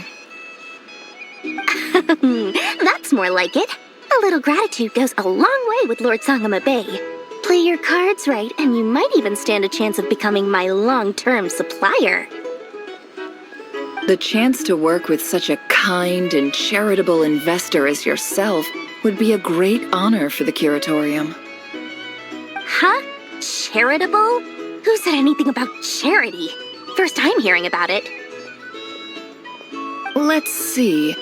The first plot of land you purchased in Nodcry, your desert interests, and... Stop! What do you think you're doing? Exposing my investment history! It's nothing to hide from. They're all perfectly legitimate investments. And some of the land you purchased was with the intent of building a sanctuary? Yes, I heard about that too. How did you... You're a curious case, Lord Sangamabe. You don't like people finding out about your good deeds, do you? But I'm afraid no matter how hard you try to keep things under wraps, where there's a will, there's a way. You did it for Sumeru, didn't you? It was empty land that was gonna go to waste otherwise. I figured if I built something there, it might at least get some use in an emergency. Disasters are capricious things. They strike without any warning. I've lost family to a disaster before, and I don't want to lose any friends or business partners if I can help it.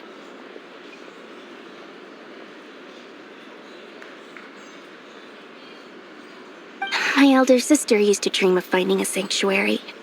Somewhere with plenty of food, water, and medicine. Where everyone could live happy lives. It was something I looked into, but after discussing things with the Dendro Archon, I decided on a more effective strategy. The tech people handled the tech, and Moneybags provided the Mora. It just made the most sense. It's a pity that so few people know the truth about you. Everyone says that you view everything in terms of Mora, and all you care about is growing your own wealth. So, what's the problem with that? Everyone wants to be rich. It's human nature. So yes, I love Mora, and it's nothing to be ashamed of. But surely you have dreams of your own, beyond just making Mora. You don't get it, do you? My dream is to invest in other people's dreams. And, make a nice little slice for myself along the way. Just thinking about it makes me happy. That sweet, sweet sound of Mora. Thank you. For the device? And the pendant. Oh, that. I was just returning a favor. Don't worry about it. Seems like we've both been away from home for a very long time. Yeah. So long that I barely remember what my family even looked like.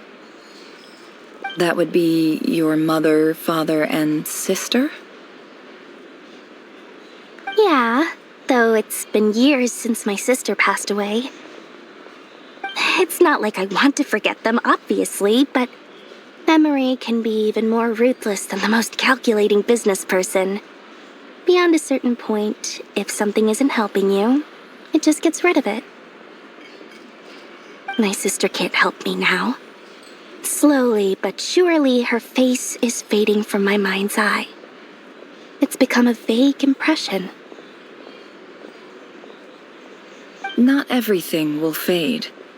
When loved ones pass away, the beautiful memories are the ones that last the longest. Yeah, that's true. If you ask me, that's the one silver lining in all of it. Well, that, plus, I'm sure that life is much better now than it was back then. Oh, absolutely. I have tons of Mora, a big beautiful house, business is booming, and I'm as happy as can be. You've got a lot going for you too. Boss of the Curatorium of Secrets? I'm sure there's plenty of Mora to be made in that line of work. I appreciate the vote of confidence.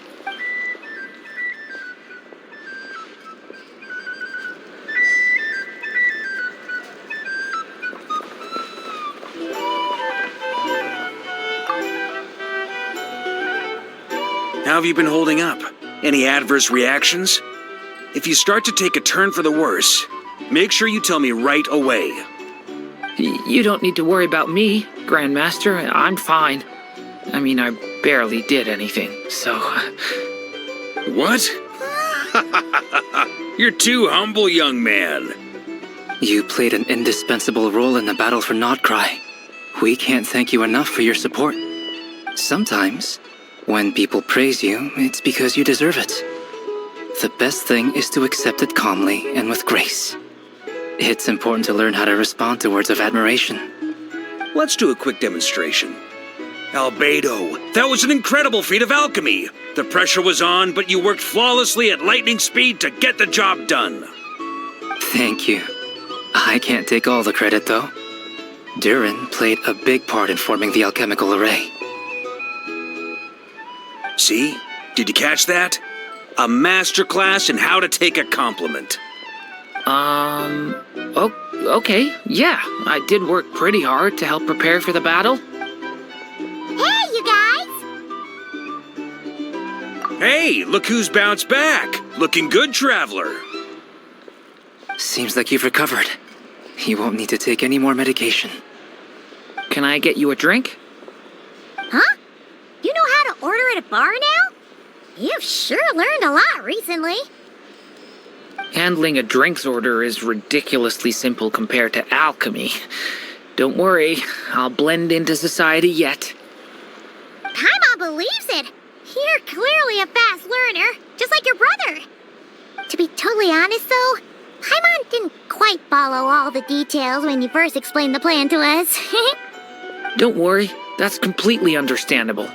Unless you're a student of alchemy, it's hard to grasp the principle and how the process works.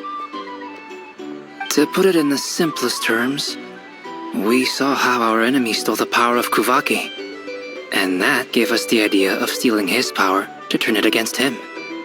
When facing an enemy you have no hope of defeating, it's best not to engage them in battle. So, instead of looking for a way to overpower him, we decided to help Columbina get strong enough to at least stand up to him in a fight. For this to work, we had to analyze his modes of attack, confirm who his main target was, and make sure that he wouldn't go beyond the range of the alchemical array. For added security, we prepared a total of 4 arrays. But to mitigate the impact of the battle, we identified one location in particular as the ideal spot, which is where the confrontation took place. The alchemical array absorbed his abyssal power. Then Durin processed it to render it usable by Columbina.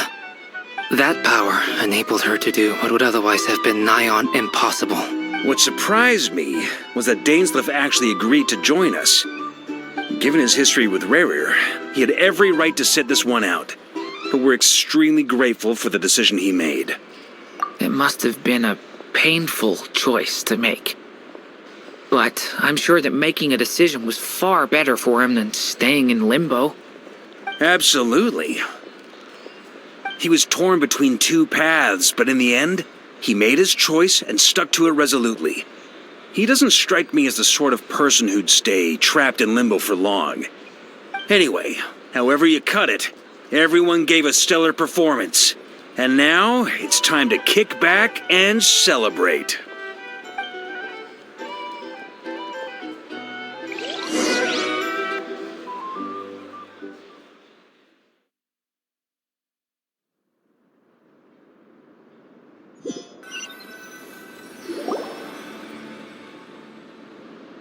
That's the only reason you're here.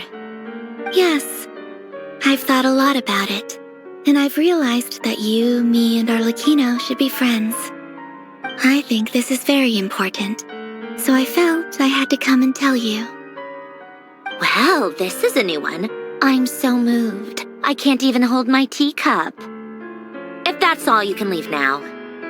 Do you not want to be friends with me? Or is it that you prefer being co-workers? What is this, Columbina? Are you deliberately testing my patience threshold? Right now, my politeness module is active. But if you say another word, I swear I'll shut it down. If your politeness module was active, wouldn't you say the word please at some point? Polonia, please see Lady Columbina to the door. Will you still invite me to your next tea party? What? Yes, I think you will. Bye-bye, dear Sandrone.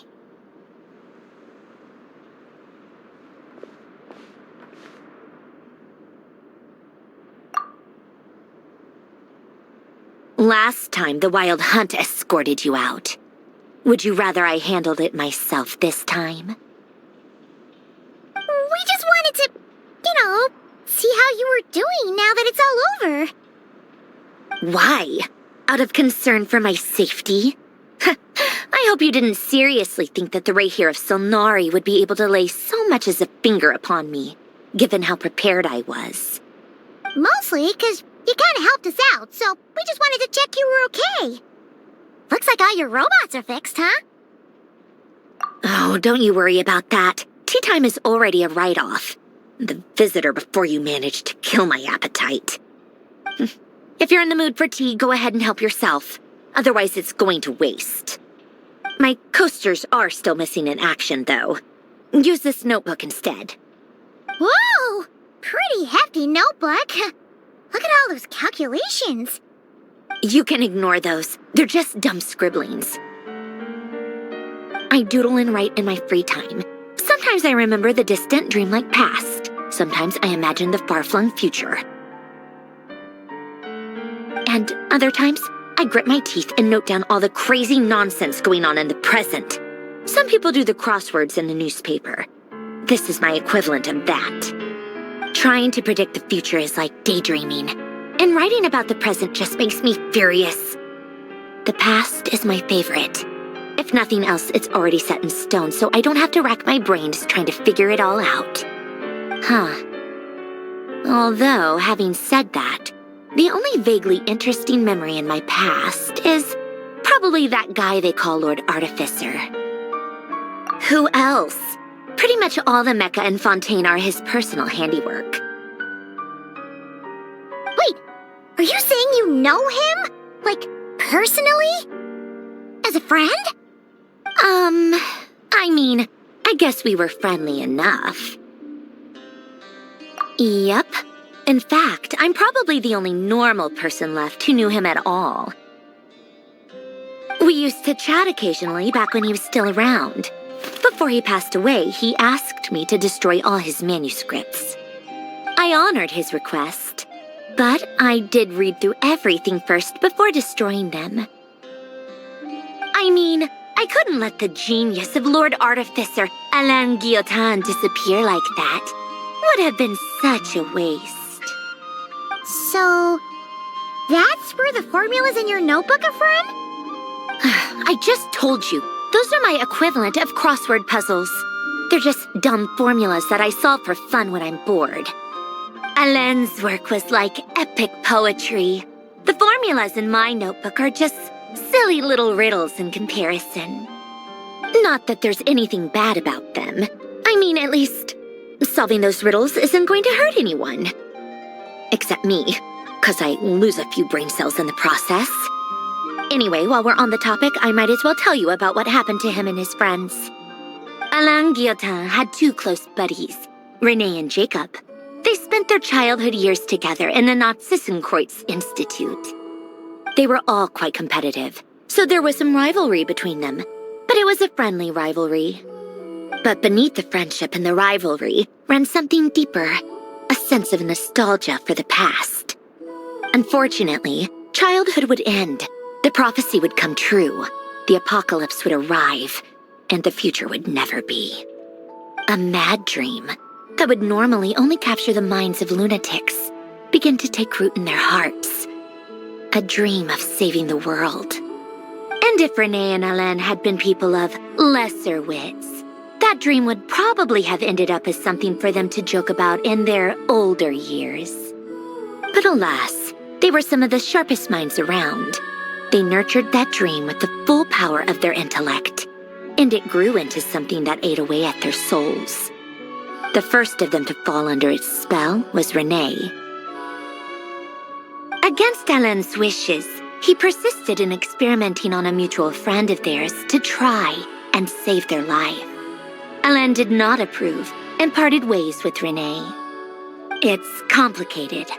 Alain wanted to believe that René only did what he did for the sake of their friendship. But when he told me about what happened, I could tell he still had some suspicions about René's motives. Perhaps the seed that would grow into a nightmare had already sprouted in René's mind. even then. The next time they met, Renee's soul had been completely engulfed by the dream of salvation. His futile attempt to change the tide of fate only resulted in a wave that swallowed up the world, even before the apocalypse came. And although that wave died down eventually, I hear that it just recently came back with a vengeance.